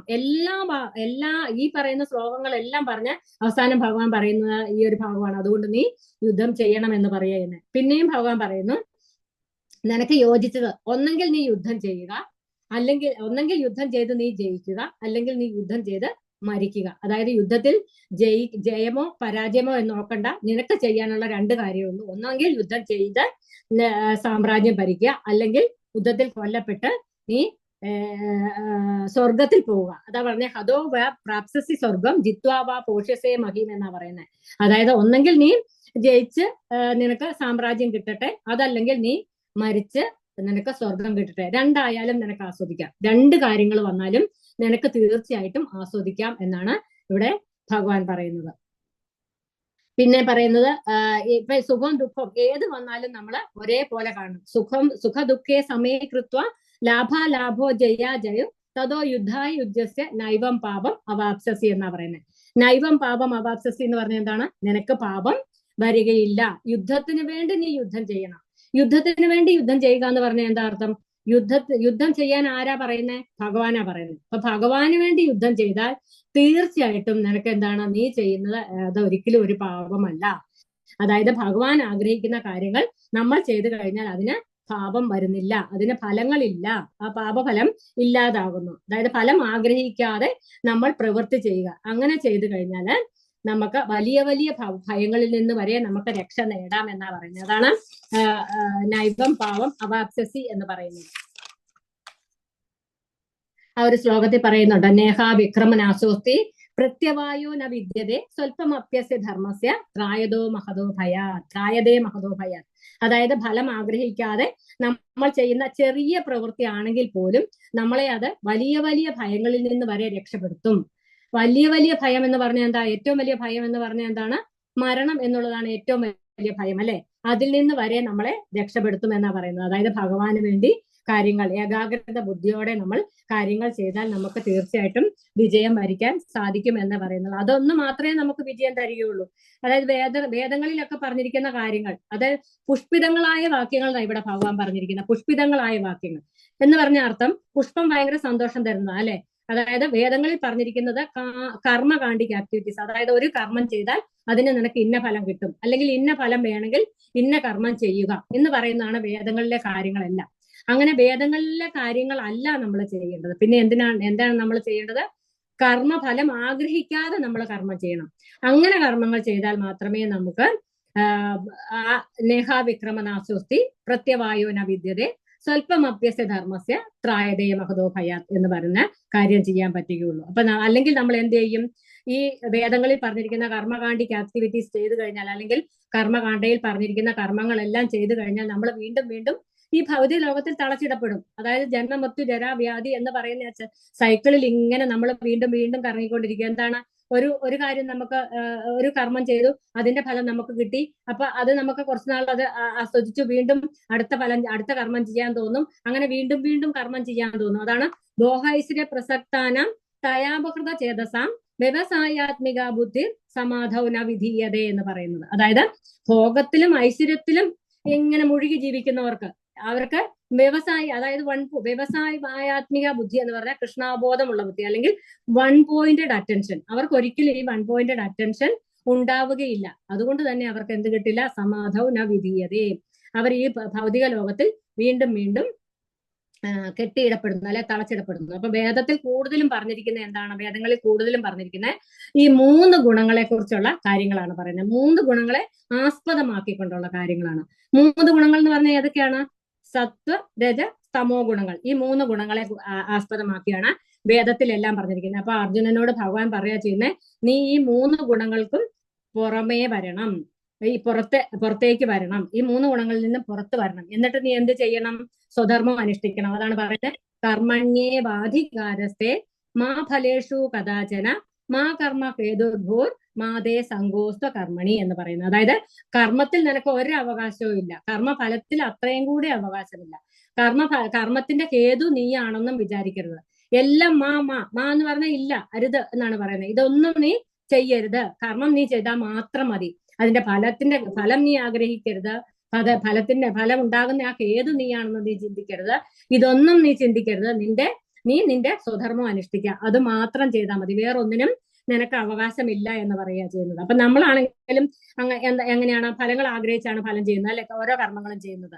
അപ്പൊ നമ്മൾ അങ്ങനെയല്ല ചെയ്യേണ്ടത്. ഭഗവാന്റെ കൃപ കിട്ടണമെങ്കിൽ നമ്മൾ എങ്ങനെ ചെയ്യണം? നമ്മൾ ഫലം ആഗ്രഹിക്കാതെ ചെയ്യണം. ഇപ്പൊ ഒരു കുട്ടി പരീക്ഷ എഴുതാൻ പോയി, അവൻ എല്ലാം നല്ലപോലെ പഠിച്ചു. ആ പഠിക്കുക എന്നുള്ളതായിരുന്നു അവന്റെ കർമ്മം എന്ന് പറയുന്നത്. അവൻ നന്നായി പഠിച്ചു, പക്ഷേ പരീക്ഷാ ഹാളിലെത്തി ആ പഠിച്ച പോലെ എഴുതാൻ പറ്റുന്നില്ല. കാരണം എന്താ? അവിടെ ഭഗവാന്റെ കൃപയില്ലാതെ പോയി. ഭഗവാന്റെ കൃപയുണ്ടെങ്കിൽ തീർച്ചയായിട്ടും അവൻ നന്നായി എഴുതാമായിരുന്നു, നല്ല ഫലം കിട്ടുകയും ചെയ്യുമായിരുന്നു. അപ്പൊ നമ്മുടെ ഭഗവാന്റെ കൃപയ്ക്ക് വേണ്ടിയാണ് നമ്മൾ ഇവിടെ പ്രാർത്ഥിക്കേണ്ടത്, അല്ലെങ്കിൽ ഇവിടെ ചെയ്യേണ്ടത്. അപ്പൊ വിജയവും പരാജയവും എല്ലാം എന്താണ്? ഭഗവാന്റെ കൃപ അനുസരിച്ചിരിക്കും. ഭഗവാൻ എങ്ങനെയാണോ നമ്മളിൽ കൃപ തരുന്നത് അതിനനുസരിച്ചിരിക്കും. ഭഗവാന്റെ നിർദ്ദേശം അനുസരിച്ച് പ്രകൃതിയിൽ നിന്നും ആണ് ഇതിന്റെ ഫലം നമുക്ക് ലഭിക്കുന്നത്. അതിനാൽ നമുക്ക് എന്താണ് ചെയ്യുന്നത്? അർജുന, നീ കർമ്മം ചെയ്യൂ, കർമ്മഫലങ്ങളിൽ നീ അധികാരം എടുക്കണ്ട എന്നാണ് ഭഗവാൻ പറയുന്നത്. കർമ്മഫലത്തിന്റെ കാരണം നീയല്ല, അതിനാൽ നീ സമചിത്തതയോടെ തന്നെ നിന്റെ കർമ്മം ചെയ്യൂ. വിജയത്തിലോ പരാജയത്തിലോ ആസക്തനാകാതിരിക്കൂ. അതിനെയാണ് വിജയത്തിലും പരാജയത്തിലും ആസക്തനാകാതിരിക്കുന്ന ഒരാളെയാണ് എന്ത് പറയുന്നത്? സ്ഥിരബുദ്ധിയുള്ളവൻ എന്ന് പറയുന്നത്. അപ്പൊ നീ ഈ രണ്ട് കാര്യത്തിലും നീ സമചിത്തതയോടെ ജീവിക്കൂ എന്ന് പറയുന്നത്. അതിന് നമ്മൾ ചെയ്യേണ്ടത് എന്താണ്? നിഷ്കാമ കർമ്മയോഗം. നിഷ്കാമ കർമ്മയോഗം എന്ന് പറഞ്ഞാൽ ഭഗവാന് വേണ്ടി, അതായത് കർമ്മം നമ്മൾ ചെയ്യുമ്പോൾ അതിന്റെ ഫലം ഒട്ടും നമ്മൾ ആഗ്രഹിക്കുന്നില്ല. അങ്ങനെ ആഗ്രഹിക്കാതെ നമ്മൾ ചെയ്യുന്നു. അതിനെയാണ് ഭക്തിയുത സേവനത്തിലൂടെ മാത്രമേ നമുക്ക് അങ്ങനെ മനസ്സിനെ സ്ഥിതമാക്കാൻ പറ്റുള്ളൂ. വേറൊരു കാര്യത്തിലും നമുക്ക് അങ്ങനെ മനസ്സിനെ സ്ഥിതമാക്കാൻ പറ്റില്ല. അങ്ങനെ സ്ഥിതമാക്കുമ്പോൾ അടുത്ത ചോദ്യം അർജുനൻ ചോദിക്കുകയാണ്, സ്ഥിതപ്രജ്ഞസ്യ കാ ഭാഷ എന്ന് പറഞ്ഞ ശ്ലോകം. അതായത് സ്ഥിതപ്രജ്ഞനായ ഒരാൾ, സ്ഥിതനാകുന്ന കാര്യം ഭഗവാൻ പറഞ്ഞു, നിഷ്കാമ കർമ്മത്തിലൂടെ വന്നാലേ സ്ഥിതനാകാൻ പറ്റുള്ളൂ എന്ന് പറഞ്ഞു. അപ്പൊ അർജുനൻ ചോദിക്കുകയാണ്, സ്ഥിതപ്രജ്ഞനെ എങ്ങനെ നമുക്ക് മനസ്സിലാക്കാം? അയാളുടെ ഭാഷ എന്താണ്? അയാളെ എങ്ങനെയാണ് ബാക്കിയുള്ള കാര്യങ്ങളിൽ പ്രതികരിക്കുന്നത് എന്നൊക്കെ അർജുനൻ ചോദിക്കുകയാണ് ചെയ്യുന്നത്. അപ്പൊ ഭഗവാൻ പറയുകയാണ്, അയാൾ എങ്ങനെയാണ് ഇന്ദ്രിയ വിഷയങ്ങളെല്ലാം, അതായത് വിഷയങ്ങളെയെല്ലാം ഇന്ദ്രിയങ്ങളിൽ നിന്ന് പിൻവലിച്ച ഒരാളായിരിക്കും എന്ന് പറയുന്നത്. അതായത് അയാൾക്ക് ഒന്നിലും ആസക്തി ഉണ്ടായിരിക്കില്ല, എല്ലാത്തിൽ നിന്നും ആ ഇന്ദ്രിയങ്ങളിൽ നിന്നെല്ലാം പുറത്തു വന്ന ഒരാളായിരിക്കും. ആരാണോ ഇന്ദ്രിയ ആസ്വാദനത്തിൽ നിന്നും, അല്ലെങ്കിൽ ആ ഇന്ദ്രിയ ആസ്വാദനത്തിലുള്ള ഭോഗത്തിൽ നിന്നും എല്ലാം പുറത്തു വന്നേ, അയാളാണ് സ്ഥിതപ്രജ്ഞൻ എന്ന് പറയുന്നത്. അയാളുടെ മനസ്സ്, അതായത് നമുക്കറിയാം മനസ്സാണ് എല്ലാത്തിന്റെയും കൾപ്രിറ്റ് എന്ന് വെച്ചാൽ എല്ലാം നമ്മളെ കൊണ്ട് ചെയ്യിപ്പിക്കുന്ന മനസ്സാണ്. നമുക്കറിയാം, നമുക്ക് മെയിനായിട്ട് 5 ഇന്ദ്രിയങ്ങളുണ്ട് അല്ലെ? കണ്ണ്, നാക്ക്, മൂക്ക്, ത്വക്ക്, ചെവി. ഈ 5 ഇന്ദ്രിയങ്ങൾക്കും അതിൻ്റെതായ വിഷയങ്ങളുണ്ട്. അതായത് ഇപ്പൊ കണ്ണിന് ഏറ്റവും നല്ല കാഴ്ച കാണുന്ന ഇഷ്ടം, ചെവിക്കാണെങ്കിലോ ഏറ്റവും നല്ലത് കേൾക്കുന്നതാണ് ഇഷ്ടം, നാവിനാണെങ്കിൽ ഏറ്റവും രുചിയുള്ള ഭക്ഷണം കഴിക്കണമെന്നാണ് ഇഷ്ടം, മൂക്കിനാണെങ്കിൽ നല്ല ഗന്ധം. ഇതെല്ലാം ആരാണ്? ഈ മനസ്സാണ് പറയുന്നത്. നീ അത് ചെയ്യ, നീ ഇത് ചെയ്യ എന്ന് പറഞ്ഞ ഇന്ദ്രിയങ്ങളെ ഇട്ടിങ്ങനെ പേക്കോലം കളിപ്പിക്കുന്ന ആരാണ്? മനസ്സാണ്. അപ്പൊ മനസ്സിന്റെ കാര്യം പറഞ്ഞാല്, മനസ്സ് ശരിക്കും പറഞ്ഞാൽ ആചാര്യന്മാര് പറയുന്നത് ഒരു കുരങ്ങിനെ പോലെയാണെന്നാ പറയുന്നത്. കുരങ്ങ് ഒരു മിനിറ്റ് പോലും അടങ്ങിയിരിക്കുകയില്ല. കുരങ്ങിന് എപ്പോഴും നമുക്ക് നോക്കിയാൽ അറിയാം, എപ്പോഴും അങ്ങോട്ട് ചാടി ഇങ്ങോട്ട് ചാടി, അവിടെ ചെയ്ത് ഇവിടെ ചെയ്ത്, എപ്പോഴും എന്തെങ്കിലും ചെയ്തുകൊണ്ടിരിക്കുകയാണ് കുരങ്ങൻ ചെയ്യുന്നത്. അപ്പൊ ആ കുരങ്ങനെ ഒരു കുറച്ച് മദ്യം കൊടുത്താൽ എന്തായിരിക്കും അവസ്ഥ? ആ മദ്യം കൊടുത്തു കഴിഞ്ഞിട്ട് ആ കുരങ്ങനെ ഒരു തേളും കൂടെ കഴിച്ചെന്ന് വിചാരിക്കുക. ആ അവസ്ഥയാണ് നമ്മുടെ മനസ്സെന്നാണ് ആചാര്യന്മാര് പറയുന്നത്. അപ്പൊ ആ ഒരു ആഗ്രഹം, ആ ഇന്ദ്രിയ, അതിനെ നമ്മൾ എന്ത് ചെയ്യണം? ആ മനസ്സിനെ നമ്മൾ ഇന്ദ്രിയ നിഗ്രഹണം, അതായത് ആ മനസ്സിനെ നമ്മൾ നിയന്ത്രിക്കണം. അങ്ങനെ ഇന്ദ്രിയങ്ങളെ നമുക്ക് ഇന്ദ്രിയങ്ങളുടെ ആസ്വദിക്കാനുള്ള ആഗ്രഹത്തെ നമ്മൾ കുറച്ചൊക്കെ നിയന്ത്രിക്കണം. അപ്പോഴാണ് നമ്മൾ പരിശുദ്ധ മനസ്സുള്ളവരാകുന്നത്. മനസ്സ് പരിശുദ്ധൻ ആയിട്ടുള്ള ഒരാളാണ് എന്തെന്ന് പറയുന്നത്? സ്ഥിതപ്രജ്ഞൻ എന്ന് പറയുന്നത്. അങ്ങനെയുള്ള ഒരാൾക്ക് ആനന്ദം അല്ലെങ്കിൽ സന്തോഷം കിട്ടുകയുള്ളൂ എന്നും പറയുന്നു. ഇപ്പൊ നമുക്കറിയാം, നമ്മളിപ്പോ ഒരു പുതുതായിട്ട് ഒരു കാറ് വാങ്ങിച്ചു. ആ കാറ് വാങ്ങിച്ചാൽ നമുക്ക് ആ കാറ് ആദ്യത്തെ ദിവസം ഭയങ്കര സന്തോഷം, പുതിയ കാറ് അല്ലെങ്കിൽ പുതിയ വീട്. ആദ്യത്തെ ദിവസം സന്തോഷമുണ്ട്, രണ്ടാമത്തെ ദിവസം സന്തോഷമുണ്ട്, ഒരാഴ്ച സന്തോഷമുണ്ട്, 2 ആഴ്ച കഴിഞ്ഞു, 1 മാസം കഴിഞ്ഞു. പിന്നെ ആ സന്തോഷം അങ്ങോട്ട് കുറഞ്ഞു എന്താവും? ഇല്ലാതെയാവും. കാരണം കാറ് പഴയതായി, പുതിയതല്ല, വീടും പഴയതായി. പിന്നെ അതിനോടുള്ള ഒരു ഇത് തീർന്നു. അപ്പൊ പിന്നെ എന്താണ്? ഭൗതികതയിലുള്ളവർ പിന്നെ അടുത്ത സുഖത്തിന് വേണ്ടി അടുത്തത് എന്താണ് എന്ന് അടുത്തത് നോക്കും, എന്താണ് ഇനി കിട്ടേണ്ടത് എന്ന് നോക്കും. അപ്പൊ നമ്മൾ പുതിയ പുതിയ സാധനങ്ങൾക്ക് വേണ്ടി വീണ്ടും വീണ്ടും നമ്മൾ പ്രവർത്തിക്കും. അങ്ങനെ നമ്മൾ ജന്മാന്തരങ്ങൾ പ്രവർത്തിച്ചുകൊണ്ടിരിക്കും. അതുപോലെയല്ല ഭഗവാനോടുള്ള ഭക്തിയാകുമ്പം അതെന്ന് പറഞ്ഞാൽ ഓരോ മിനിറ്റിലും നമുക്ക് അത് കൂടിക്കൊണ്ടിരിക്കുക ചെയ്യുന്നത്, കുറയുമല്ല. ആ ഒരു ആസക്തി അല്ലെങ്കിൽ ആ ഒരു ഇഷ്ടം നമുക്ക് കൂടിക്കൊണ്ടിരിക്കുക ചെയ്യുന്നത്. അതിന്റെ ആനന്ദം എന്ന് പറയുന്നത് വളരെ അനുഭവിച്ചറിഞ്ഞ ആളാണ് സ്ഥിതപ്രജ്ഞൻ എന്ന് പറയുന്നത്. അപ്പൊ സ്ഥിതപ്രജ്ഞന്റെ കുറെ ഡെഫിനിഷൻസ് ഭഗവാൻ പല ശ്ലോകങ്ങളിലായിട്ട് പറയുന്നുണ്ട്. അതെല്ലാം കൂടെ ഒന്ന് ക്രോഡീകരിച്ച് പറയുകയാണ് ഞാനിവിടെ. അപ്പൊ ഇവിടെ പിന്നെ സ്ഥിതപ്രജ്ഞന്റെ കാര്യം പിന്നെ പറയുന്നത് എന്താന്ന് ചോദിച്ചാൽ, ഈ ഇന്ദ്രിയങ്ങളെയൊക്കെ കൺട്രോൾ ചെയ്തിരിക്കുന്നു, അതായത് വിഷയങ്ങളിൽ നിന്നെല്ലാം പിൻവലിച്ചിരിക്കുന്ന ആളാണ് സ്ഥിതപ്രജ്ഞൻ എന്നും പറയുന്നു. പിന്നെ എങ്ങനെയാണ് ഒരു വ്യക്തി സാഹചര്യങ്ങളോട് പ്രതികരിക്കുന്നതെന്ന് അപ്പോൾ അർജുനൻ ചോദിക്കുക. ഈ സ്ഥിതപ്രജ്ഞനായ വ്യക്തി പല പല സാഹചര്യങ്ങളോട് എങ്ങനെ പ്രതികരിക്കുന്നു എന്ന് ചോദിക്കുന്നത്. അപ്പൊ ഭഗവാൻ പറയുന്നത്, ഈ സ്ഥിതപ്രജ്ഞൻ എല്ലാ സാഹചര്യങ്ങളെയും സമചിത്തതയോടെ കാണുന്നു എന്ന് പറയുന്നു. അതുപോലെ ആ സ്ഥിതപ്രജ്ഞനെ ത്രിവിധ ക്ലേശങ്ങൾ അലട്ടുകയില്ലെന്നും പറയുന്നു. അപ്പൊ ത്രിവിധ ക്ലേശങ്ങൾ എന്താണെന്ന് നമ്മൾ മനസ്സിലാക്കണം. നമുക്കറിയാം, എല്ലാവർക്കും അറിയാമെന്ന് എനിക്ക് തോന്നുന്നു. ആധ്യാത്മിക്, ആദിഭൗതിക്, ആദിദേവിക്, അങ്ങനെ 3 ക്ലേശങ്ങളുണ്ട്. അതിനെയാണ് ത്രിവിധ ക്ലേശങ്ങൾ എന്ന് പറയുന്നത്. ആധ്യാത്മിക എന്ന് പറഞ്ഞാൽ നമ്മുടെ ശരീരം നമുക്ക് തരുന്ന വിഷമങ്ങൾ, അല്ലെ, അസുഖങ്ങളായിട്ടും അല്ലെങ്കിൽ വേദനകളായിട്ടും ഒക്കെ വരുന്നത്, അങ്ങനെ ശരീരം നമുക്ക് തരുന്ന വിഷമങ്ങളെയാണ് ആധ്യാത്മിക എന്ന് പറയുന്നത്. ആദിഭൗതിക് എന്ന് പറയുന്നത് മറ്റു ജീവജാലങ്ങൾ, ഒരു കൊതുക് മുതൽ അങ്ങ് കൊറോണ വരെയുള്ള ജീവജാലങ്ങൾ നമുക്ക് തരുന്ന വിഷമങ്ങളെയാണ് ആദിഭൗതിക് എന്ന് പറയുന്നത്. ആദിദേവിക് എന്ന് പറഞ്ഞാൽ ഉരുൾപൊട്ടല്, പ്രളയം, അങ്ങനെയുള്ള വലിയ കൊടുങ്കാറ്റ്, അങ്ങനെയുള്ള കാര്യങ്ങളെയാണ്, അങ്ങനെയുള്ള, അതായത് ദേവീ ദേവന്മാർ തരുന്ന ദുഃഖങ്ങളാണ് ആദിദേവിക്ക് എന്ന് പറയുന്നത്. അപ്പൊ ഈ 3 ക്ലേശങ്ങളും ആരെ ബാധിക്കുന്നില്ല? സ്ഥിതപ്രജ്ഞനായ ഒരാളെ ബാധിക്കുന്നില്ല എന്ന് പറഞ്ഞു. കാരണം അവന്റെ പ്രജ്ഞയെ ദിവ്യമായ അവബോധത്തിൽ നിർത്തിയിരിക്കുകയാണ്. ദിവ്യമായ അവബോധം എന്ന് പറഞ്ഞാൽ ഭഗവാനിൽ ഉറപ്പിച്ച് സ്ഥിതപ്പെടുത്തിയിരിക്കുകയാണ്. അപ്പൊ അയാൾക്ക് എന്തില്ല? ആസക്തിയില്ല, ഭയമില്ല, ക്ലേശമില്ല. അയാൾ സമചിത്തനാണ്. അയാൾക്ക് ഇതൊന്നുമില്ല. സ്ഥിതപ്രജ്ഞനായ ഒരാൾക്ക് ഇതൊന്നുമില്ല. അപ്പൊ അയാൾ സമചിത്തത, എല്ലാത്തിലും സമചിത്തത പാലിക്കുന്നു എന്ന് ഭഗവാൻ അർജുനനോട് പറഞ്ഞപ്പോൾ അർജുനൻ വീണ്ടും ചോദിക്കുകയാണ്, എന്താണ്, എങ്ങനെയാണ് ഈ വ്യക്തി ഇന്ദ്രിയ വിഷയത്തിൽ വ്യാപരിക്കാൻ ഇടയാക്കാതെ അല്ലെങ്കിൽ ഇന്ദ്രിയ വിഷയങ്ങളിൽ വ്യാപരിക്കാൻ അനുവദിക്കാതെ ഇരിക്കുന്നത് എന്ന് ചോദിക്കുക. അപ്പൊ എങ്ങനെയാണ് എന്ന് ചോദിച്ചാല് അതിനൊരു ശ്ലോകം ഭഗവാൻ പറഞ്ഞ വളരെ നല്ലൊരു ഉദാഹരണമായിട്ടൊരു ശ്ലോകമാണ് ഭഗവാൻ പറയുന്നത്. യഥാ സംഹരതേ ചായം കൂർമോം ഗാനീവ സർവശ അഹം ഇന്ദ്രിയാർത്ഥേഷു തസ്യ പ്രജ്ഞ പ്രതിഷ്ഠിത. യഥാ സംഹരതേ ചായം കൂർമോം ഗാനീവ സർവശ. കൂർമ്മം എന്ന് പറഞ്ഞ ആരാണ്? ആമ എങ്ങനെയാണോ തന്റെ അവയവങ്ങളെ, അതായത് ആമ നടന്നു പോകുമ്പോൾ നമുക്കറിയാം, അല്ലെ, തല കാണാം, കാലുകൾ കാണാം, കൈകൾ കാണാം, എല്ലാം കാണാം. പക്ഷെ നമ്മൾ ആരെങ്കിലും പോയി അടുത്ത് പോയി ഒരു ഒച്ച ഉണ്ടാക്കോ, എന്തെങ്കിലും ഒരു അസ്വസ്ഥത അതിന് ഫീൽ ചെയ്താൽ ഉടൻ തന്നെ ഇതെല്ലാം ഉൾവലിഞ്ഞു, എല്ലാ അവയവങ്ങളും ഉള്ളിലേക്ക് വലിച്ച് ചത്ത പോലെ ഇങ്ങനെ കിടക്കും. അതാണ് ആമയുടെ പ്രത്യേകത. അങ്ങനെയാണെന്നാ പറയുന്നത്. ആമ എങ്ങനെയാണോ തന്റെ കൈകാലുകളെ അതുപോലെ തലയെ ഉള്ളിലേക്ക് വലിക്കുന്നത്, അതുപോലെയാണ് സ്ഥിതപ്രജ്ഞൻ എന്ന് പറയുന്നത്. സ്വന്തം ഇന്ദ്രിയങ്ങളെ എല്ലാം ഇന്ദ്രിയങ്ങളുടെ ആസക്തിയിൽ നിന്നും പിൻവലിച്ചിരിക്കുന്ന ആളാണ് സ്ഥിതപ്രജ്ഞൻ എന്ന് പറയുന്നത്. അതുകൊണ്ട് ഇദ്ദേഹത്തിന് എന്താണ്, ഇന്ദ്രിയങ്ങൾ ഒക്കെ ഒരു നിയന്ത്രണമുണ്ട്. എല്ലാ ഇന്ദ്രിയങ്ങൾക്കും അദ്ദേഹം നിയന്ത്രണമുണ്ട്. നമുക്കറിയാം, ഇന്ദ്രിയങ്ങൾക്ക് നിയന്ത്രണമില്ലാതെ മരണം വരെ വരിക്കുന്ന കുറെ ജീവികളെ കുറിച്ച് നമുക്കറിയാം, അല്ലെ? നിങ്ങൾക്കറിയാമെന്ന് ഞാൻ വിശ്വസിക്കുന്നു. അതുകൊണ്ട് ഞാൻ അടുത്തയിലേക്ക് പോകുന്നു. ഈ 5 ഇന്ദ്രിയങ്ങളും നിയന്ത്രിക്കാൻ പറ്റാതെ മരിക്കുന്ന ജീവികളെ, ഈയാമ്പാറ്റ, ഫിഷ്, അങ്ങനെ കുറെ ജീവികളുണ്ട്. അപ്പം ഇതൊന്ന് സമയം തികയലാന്ന് കരുതിയിട്ട് ഞാനിങ്ങനെ പോവുകയാണ്. പിന്നെ ഇത് എല്ലാവർക്കും ഒരു ഡ്രൈ ആയിട്ട് തോന്നുന്നുണ്ടായിരിക്കും, കാരണം ഇത് ഫുൾ ഫിലോസഫിയാണ് പറഞ്ഞത്. ഇതിന്റെ അകത്ത് കഥയില്ല, തമാശയില്ല, ഒന്നുമില്ല, ഫുൾ ഫിലോസഫിയാണ്. അപ്പോൾ ആൾക്കാർക്കൊരു ഡ്രൈ ഫീലിംഗ് ഉണ്ടോ? ബോറടിക്കുന്നുണ്ടോ ആർക്കെങ്കിലും? ഡ്രൈ ഫീലിംഗ് ഒന്നുമില്ല കേട്ടോ, നല്ലതാ. ഹരേ കൃഷ്ണ. ഇപ്പൊ ഇച്ചിരി സ്പീഡ് ഉണ്ടെന്നുള്ളതേ ഉള്ളൂ. ഹരേ കൃഷ്ണ. മനസ്സിലാവുന്നു. അതെന്റെ ഏറ്റവും വലിയ കുറവാണ് ഈ ശരിയായ സ്പീഡ്. വിഷൻ, ശരിയായ റിവിഷൻ അതാണ്. അല്ല, നമ്മൾ എത്ര വായിച്ചാലും പഠിച്ചാലും പറഞ്ഞാലേ ഇത് ശരിയായ ഒരു റിവിഷൻ നല്ല രസമായിട്ട് കേട്ടുപോകാം. ഹരേ അതാണ്. കൃഷ്ണ. ഹരേ കൃഷ്ണ. അപ്പൊ നമ്മള് ആമയുടെ കാര്യം പറഞ്ഞു. അപ്പൊ ആമയുടെ പ്രത്യേകത എന്താണ്? ആമ ഈ ഇന്ദ്രിയങ്ങളെ ആമ അവയവങ്ങളെ വലിക്കുന്നത് പോലെ, ഉള്ളിലേക്ക് വലിക്കുന്നത് പോലെയാണ് സ്ഥിതപ്രജ്ഞൻ തന്റെ ഇന്ദ്രിയങ്ങളെ ഓരോ ഇന്ദ്രിയ വിഷയങ്ങളിൽ നിന്നും പിൻവലിക്കുന്ന എന്ന് പറയുന്നു. അപ്പൊ നമുക്ക് അറിയാം, ഇപ്പൊ ആ ഒരു ഫീല് നമുക്ക് കിട്ടണമെങ്കിൽ, അല്ലെങ്കിൽ ഒരു കാര്യത്തിൽ നമുക്ക് ആസ്വാദനം ഇങ്ങനെ വന്ന് നിൽക്കുക. അപ്പൊ ആ ആസ്വാദനം, ഇപ്പൊ ഒരു കൊച്ചു കുട്ടിയുടെ ഉദാഹരണം നമ്മൾ എടുത്താല്, ഒരു കൊച്ചു കുട്ടി കത്തി കൊണ്ട് കളിക്കുക. ഈ കത്തി ഈ കുട്ടിയുടെ കയ്യിൽ നിന്ന് മേടിക്കണമെങ്കിൽ നമ്മളെ കുട്ടിയുടെ കയ്യിൽ നല്ലൊരു കളിപ്പാട്ടം കൊടുക്കണം.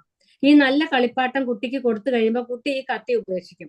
എന്ന് പറഞ്ഞതുപോലെ നമ്മളും ഉയർന്ന രീതിയിലുള്ള ആസ്വാദനത്തിലേക്ക് പോകണം, അതായത് ഭഗവാന്റെ കാര്യങ്ങളിലേക്ക് പോകണം. അതാണ് പറയുന്നത്, വിഷയ വിനിവർത്തന്തേ നിരാഹാരസ്യ ദേഹിന രസവർജം രസോപ്യസ്യ പരം ദൃഷ്ട നിവർത്തതേ എന്ന് പറയുന്നത്. അതായത് ഈ താഴ്ന്ന രുചിയിൽ നിന്നും ഉയർന്ന രുചിയിലേക്ക് നമ്മൾ വരിക.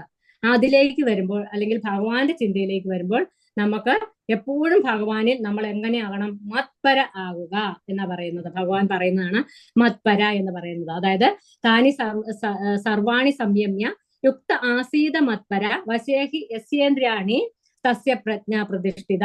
അതായത് എന്താണ്? നമ്മൾ ഭഗവാൻ നമ്മുടെ അവബോധത്തെ സ്ഥിരമാക്കുക.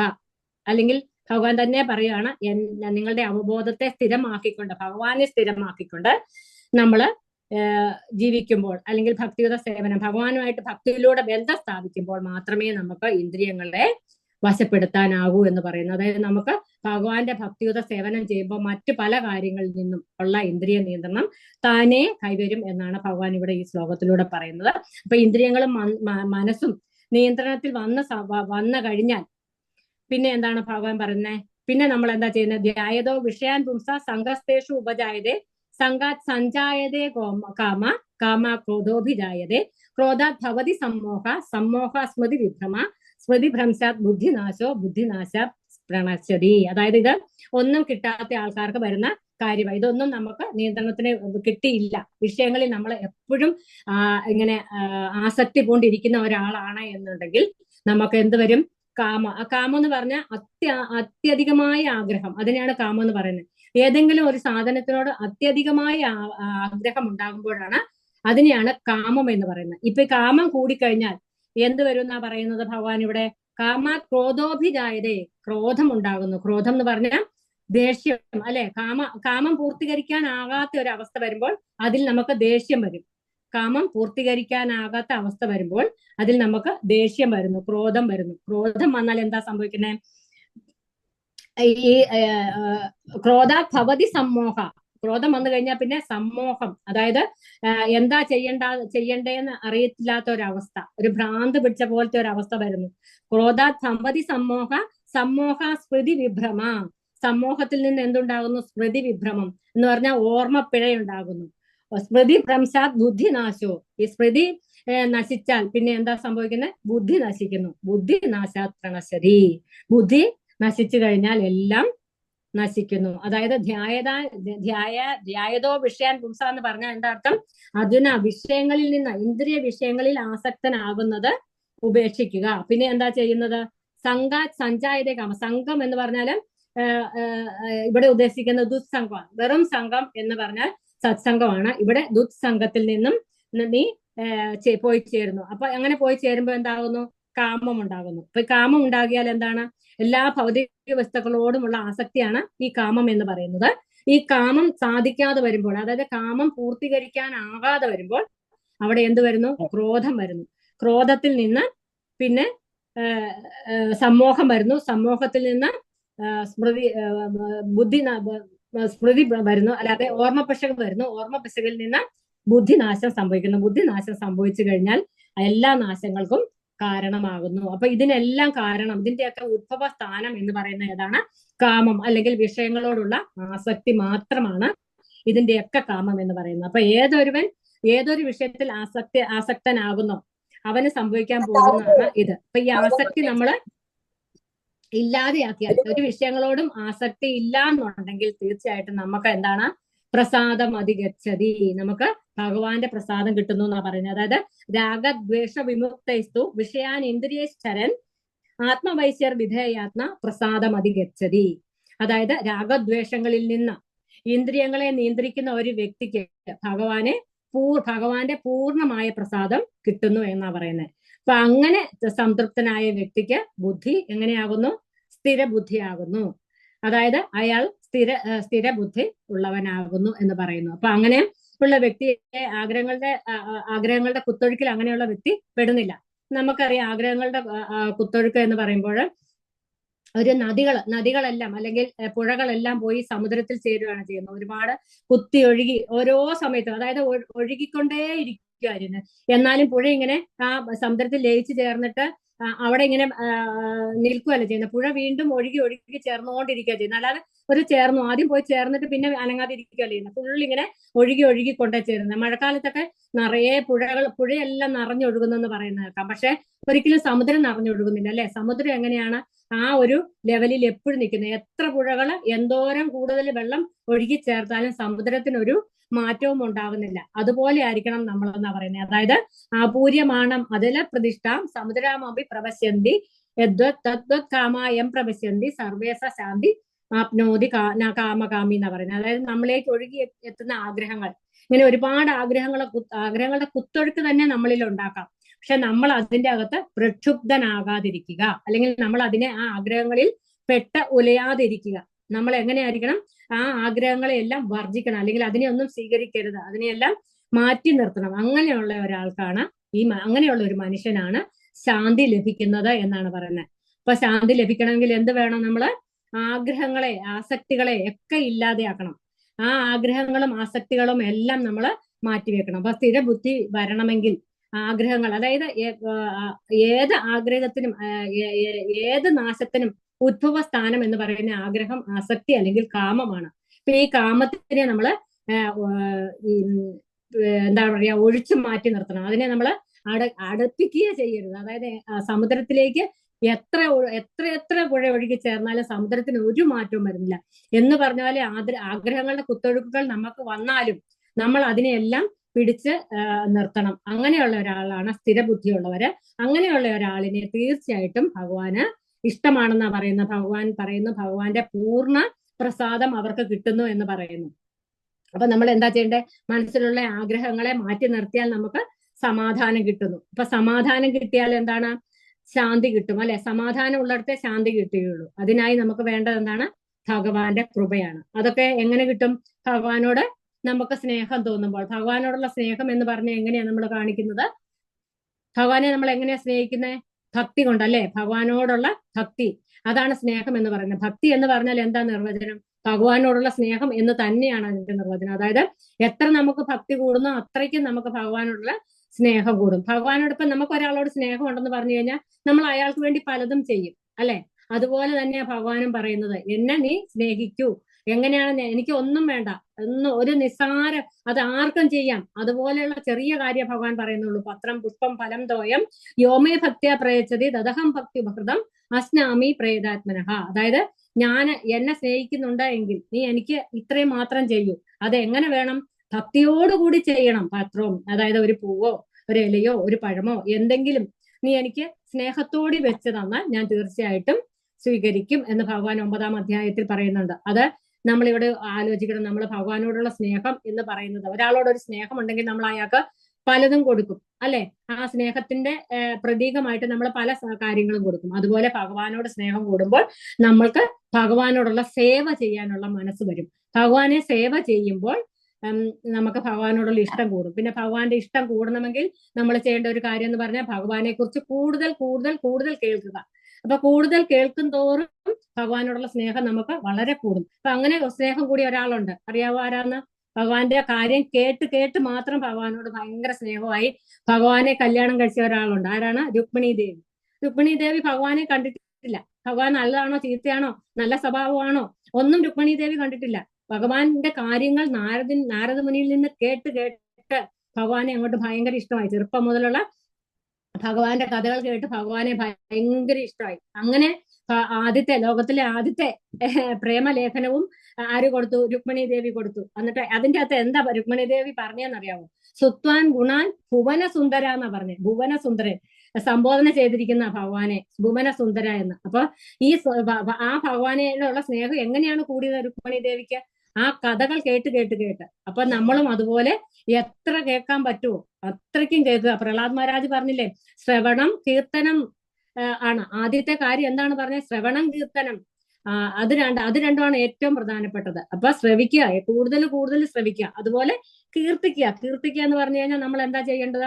ഹരേ കൃഷ്ണ മന്ത്രം ജപിക്കുക. ഭഗവാനെ കുറിച്ച് കൂടുതൽ കൂടുതൽ കൂടുതൽ കൂടുതൽ സ്നേഹം ഭഗവാനോട് ഉണ്ടാകാനായിട്ട് കൂടുതൽ കൂടുതൽ നമ്മൾ ഭഗവാന്റെ നാമം ചൊല്ലുക. അപ്പൊ അതുപോലെയൊക്കെ ചെയ്തു കഴിയുമ്പോൾ നമുക്കും ഭഗവാനെ സ്നേഹിക്കാൻ കഴിയും, കീർത്തിക്കാൻ കഴിയും, അതുപോലെ സേവിക്കാൻ കഴിയും. ഏറ്റവും ഉയർന്ന സ്നേഹം എന്ന് പറയുന്നത് ഭക്തിയുത സേവനമാണ്. സേവനം മാത്രമാണ് ഭഗവാന് ഇവിടെ നമുക്ക് ചെയ്യാനുള്ളത്. ആ സേവനത്തിൽ ഏറ്റവും പ്രധാനപ്പെട്ടതാണ് ഈ ശ്രവണവും കീർത്തനം.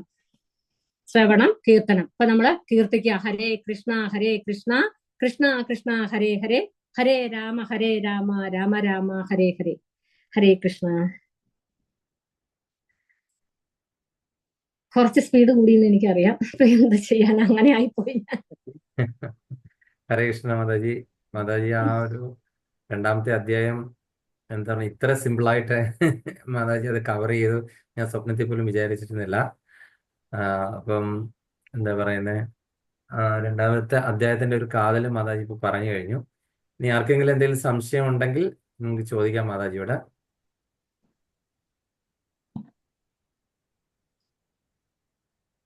കാര്യം ഇത് സംശയം എന്ന് പറഞ്ഞു കഴിഞ്ഞാൽ നമ്മൾ ഡീറ്റെയിൽ ആയിട്ട് പഠിക്കുമ്പോൾ സംശയ നിവാരണം ഉണ്ടാകും. എന്നാലും ഇന്ന് പറഞ്ഞ കാര്യങ്ങൾ ആദ്യത്തെ ആ ഡിവിഷൻ മാതാജി ഒന്നുകൂടെ പറയുകയാണെങ്കിൽ നന്നായിരുന്നു. ഞാനും ഡിവിഷൻ എന്ന് പറഞ്ഞാൽ 1-ാമത്തെ ശ്ലോകം മുതൽ 10-ാമത്തെ ശ്ലോകം വരെ അർജുനന്റെ സംശയങ്ങളാണ്. എന്നിട്ട് ഭഗവാനിൽ സറണ്ടർ ആകുന്നു, ശരണാഗതി, ഭഗവാനെ ഗുരുവായിട്ട് സ്വീകരിച്ച ഭഗവാനിൽ സറണ്ടർ ആകുന്നതാണ് ആദ്യ 10 ശ്ലോകങ്ങൾ എന്ന് പറയുന്നത്. അതായത് അർജുനൻ ഭഗവാനെ ഗുരുവായിട്ട് സ്വീകരിച്ച് ഭഗവാനിലെ ശരണാഗതി പ്രാപിക്കുന്നു. പിന്നെ 11 മുതൽ 30 വരെയുള്ള ശ്ലോകം ആത്മജ്ഞാനം വിശദീകരിക്കുന്നു. അതായത് ആത്മാവിനെ കുറിച്ച് പറയുന്നു. പിന്നെ 31 മുതൽ 37 വരെയുള്ള ശ്ലോകങ്ങളിൽ ഭഗവാൻ സ്വധർമ്മം എങ്ങനെയെന്ന് വിശദീകരിക്കുന്നു. അർജുനന് ഒരു ക്ഷത്രിയനാണ്. അപ്പൊ അർജുനന്റെ സ്വധർമ്മം എന്ന് പറയുന്നത് എന്താണ്, അത് നീ എങ്ങനെ ചെയ്യണം എന്ന് പറയുന്നു. അതായത് ഇവിടെ പല എന്തെന്ന് പറഞ്ഞ് അർജുനനെ ഒന്ന് പ്രോത്സാഹിപ്പിക്കുക ഭഗവാൻ ചെയ്യുന്നത്. അതിനുശേഷം 38 മുതൽ 53 വരെയുള്ള ശ്ലോകങ്ങളിൽ ബുദ്ധിയോഗം എന്ന് പറയുന്നു. ബുദ്ധിയോഗം 2 ഭാഗങ്ങളുണ്ട്. അതിന് ഒന്ന് നിഷ്കാമ കർമ്മയോഗവും 2 ഭക്തി യോഗവും. അപ്പം രണ്ടും ഒരുപോലെ പ്രാധാന്യം അർഹിക്കുന്നതാണ്. എങ്കിൽ പോലും ഭക്തി യോഗമാണ് നമ്മൾ പിന്തുടരേണ്ടത്. പിന്നെ 54-ാമത്തെ ശ്ലോകം മുതൽ 72-ാമത്തെ ശ്ലോകം വരെ ഭഗവാൻ പറയുന്നത് ഒരു സ്ഥിതപ്രജ്ഞനെ കുറിച്ച്, അല്ലെങ്കിൽ ശരിയായ ഒരു പ്യുവർ ഡിവോട്ടിയെ കുറിച്ച്. അയാൾ എങ്ങനെയായിരിക്കണം, അയാളുടെ സ്വഭാവം എങ്ങനെയാണ്, അയാൾ എങ്ങനെയാണ് വേണ്ടത്. അനന്യ ചിന്തയന്തോ മാം ഏജനാ പരിഭാസതേ തേഷാം നിത്യാഭിയുക്താനാം യോഗക്ഷേമം വഹാമ്യഹം. അങ്ങനെ ആയിരിക്കണം. അതായത് മറ്റൊരു ചിന്തയുമില്ലാതെ അനന്യാ ചിന്തയന്തോമാം ഏജനാ പരിഭാസതേ തേഷാം നിത്യാഭിയുക്താനം, ഭഗവാനെ മാത്രം ഉപാസിക്കുന്നു. അങ്ങനെയുള്ള ഒരാളെ ഭഗവാൻ തീർച്ചയായിട്ടും എന്ത് ചെയ്യുന്ന പറയുന്നത്, എല്ലാം കൊടുത്ത് സഹായിക്കും. അങ്ങനെയുള്ള ഒരാളുടെ കയ്യിൽ നിന്ന് ഭഗവാൻ ഒന്നും തിരിച്ചെടുക്കുകയുമില്ലെന്നാ പറയുന്നത്. എന്താ വേണ്ടതെന്ന് വെച്ചാൽ വഹാമി അഹം, ഞാൻ തന്നെ കൊണ്ട് കൊടുക്കും എന്നാണ് ഭഗവാൻ പറയുന്നത്. ഹരേ കൃഷ്ണ. അപ്പൊ അങ്ങനെയുള്ള ഒരാളെ കുറിച്ചാണ് അവസാനം പറയുന്നത് 54 മുതൽ 72 വരെയുള്ള ശ്ലോകങ്ങളിൽ. ഹരേ കൃഷ്ണ. ഹരേ കൃഷ്ണ. Thank you Mataji. ഇനി മാതാജി ഷഡൈശ്വര്യം കൂടെ ഒന്ന് പറഞ്ഞേക്ക്. എല്ലാരും എഴുതുന്നുണ്ടായിരുന്നു, നോട്ട് അത് പൂർത്തിയാക്കാൻ പറ്റി കാണത്തില്ലായിരിക്കും. അത് ഷഡൈശ്വര്യം ഷഡൈശ്വര്യങ്ങൾ എന്ന് പറഞ്ഞാൽ ഐശ്വര്യസ്യ സമഗ്രസ്യ വീരസ്യ യശസ്യ ശ്രീയ ജ്ഞാന വൈരാഗ്യം ചന്നം ഭഗ ഇതി ഗണ എന്നാണ്. ഇതിങ്കന, അതായത് ജ്ഞാനം, ഓരോന്നോരോന്നായിട്ട് പറയാമോ? ഐശ്വര്യസ്യ സമഗ്രസ്യ വീരസ്യ യശസ്യ, അത്രേ ഉള്ളൂ. ചന്നം ഭഗ ഇതിങ്കന. അതായത് ഐശ്വര്യം എന്ന് പറഞ്ഞാൽ നമുക്കറിയാം ഭഗവാന്റെ ഐശ്വര്യം, അതുപോലെ വീര സ്വഭാവം, യശസ്, അതുപോലെ ഭഗവാന്റെ സമ്പത്ത്, കീർത്തി, ഐശ്വര്യം, ഇതെല്ലാമാണ് പറയുന്നത്. അതായത് ഭഗവാന്റെ സമ്പത്ത് എന്ന് പറഞ്ഞാൽ നമുക്കറിയാം കോടി ലക്ഷ്മിമാരല്ലേ, സഹസ്ര ശത ലക്ഷ്മി, ചിന്താമണി പ്രകര സത്മസു കൽപ്പവൃക്ഷ ലക്ഷാവൃതേഷു സുരഭിരഭിപാലയന്തം ലക്ഷ്മി സഹസ്ര ശത സംഭ്രമ സേവ്യമാനം. അതായത് സഹസ്ര ശത ലക്ഷ്മിമാരാണ് സംഭ്രമത്തോടുകൂടി ഭഗവാനെ ഭജിക്കുന്നത്. അപ്പൊ ഭഗവാന് ലക്ഷ്മി എന്ന് പറഞ്ഞാൽ എന്താണ്? ദേവതയാണ്, ഭാഗ്യദേവതയാണ്, അല്ലെങ്കിൽ സമ്പത്തിന്റെ ദേവതയാണ്. ആ സമ്പത്തിന്റെ ദേവതമാർ എത്രയാ? സഹസ്ര ശത കണക്കിനാണ് ഭഗവാനെ ഭജിക്കുന്നത്. അപ്പം ഭഗവാൻ എത്ര പണക്കാരനാണെന്ന് അറിയാം. അതുപോലെ യശസ്, ഭഗവാന്റെ യശസ് ഇപ്പോഴും നമ്മൾ കീർത്തിച്ചുകൊണ്ടിരിക്കുക അല്ലെ, ഓരോ നിമിഷവും ആൾക്കാർ കീർത്തിച്ചുകൊണ്ടിരിക്കുക ഭഗവാന്റെ യശസ്. പിന്നെ സമ്പത്ത്, കീർത്തി, അതുപോലെ ഭഗവാന്റെ കീർത്തി, യശസ്. പിന്നെ എന്താണ്? ഭഗവാന്റെ ത്യാഗ മനോഭാവം എന്ന് പറഞ്ഞു കഴിഞ്ഞാല് ഭഗവാൻ, നമുക്കറിയാം ഭഗവാൻ എങ്ങനെയായിരുന്നു വൃന്ദാവനത്തിൽ ഉണ്ടായിരുന്നത് അല്ലെ. വൃന്ദാവനത്തിലെ ഗോപികമാരോടും അതുപോലെ രാധാറാണിയോടും ഗോപന്മാരോടും നന്ദ മഹാരാജാവിനോടും യശോദാദേവിമായോടും എല്ലാം ഭയങ്കര ഇഷ്ടമായിരുന്നു ഭഗവാന്. പക്ഷെ ഭഗവാൻ അക്രൂരൻ വന്നപ്പോഴേ പോയി അല്ലെ. പിന്നെ ഭഗവാൻ അതിലൊരു വിഷമം വിചാരിച്ച് അവിടെ നിന്നില്ല, എനിക്ക് പോകണ്ട എന്ന് പറഞ്ഞ് നിന്നില്ല. അതാണ് ഭഗവാന്റെ ഏറ്റവും വലിയ ത്യാഗ മനോഭാവം എന്ന് പറയുന്നത്. ഭഗവാൻ അങ്ങനെ പോയി. ഒന്നിലും ഭഗവാൻ ഭഗവാൻ എല്ലാത്തിന്റെയും അഗ്രഗണ്യനാണ്. എല്ലാത്തിന്റെയും അഗ്രഗണ്യനായ അഗ്രഗണ്യനാണ് നമ്മുടെ ഭഗവാൻ. ഐശ്വര്യസ്യ യശസ്യ വീര, ഒന്നുകൂടെ പറയാം. ഐശ്വര്യസ്യ സമഗ്രസ്യ യശസ്യ ശ്രീയ ജ്ഞാന വൈരാഗ്യ ചന്നം ഭഗ ഇതിങ്കന. ശ്രീയ ജ്ഞാന വൈരാഗ്യം, ജ്ഞാനം അറിയാല്ലേ, നമുക്കറിയാം ഭഗവാന്റെ നോളജ്. 45 മിനിറ്റ് കൊണ്ട് ഇത്രയും വലിയ ഒരു കാര്യം ഭഗവാൻ പറഞ്ഞു. വെറും 45 മിനിറ്റ് കൊണ്ട് ഭഗവത്ഗീത മുഴുവനും പറഞ്ഞു. അപ്പൊ നമുക്കറിയാം ഭഗവാന്റെ ജ്ഞാനം എന്താണെന്ന്. അതുപോലെ വെറും 64 ദിവസം കൊണ്ട് ഭഗവാൻ സാന്ദീപനി മുനിയുടെ അടുത്ത് നിന്ന് ഇത് പഠിച്ചു കഴിഞ്ഞു. ശ്രീയ ജ്ഞാന വൈരാഗ്യം നമ്മൾ പറഞ്ഞു. വൈരാഗ്യം എന്ന് പറഞ്ഞാൽ ത്യാഗ മനസ്ഥിതി. അത് രണ്ടെണ്ണം ആദ്യം ഞാൻ പറഞ്ഞപ്പോ വിട്ടുപോയെന്ന് തോന്നുന്നു. ഒന്നും കൂടെ ഞാൻ പറയാം, നിങ്ങൾ എഴുതിയൊന്ന് തിരുത്തണമെങ്കിൽ തിരുത്തിക്കോളെ. അതായത് ഐശ്വര്യസ്യ സമഗ്രസ്യ യശസ്യ വീരസ്യ ഐശ്വര്യസ്യ സമഗ്രസ്യ യശസ്യ ശ്രീയ ജ്ഞാന വൈരാഗ്യം നമുക്ക് ശ്രീയ ജ്ഞാന വൈരാഗ്യം ഞാൻ മുമ്പേ വിട്ടുപോയായിരുന്നു. ശ്രീയും ജ്ഞാനവും ഐശ്വര്യ ഭഗവാന്റെ. ഹരേ കൃഷ്ണ.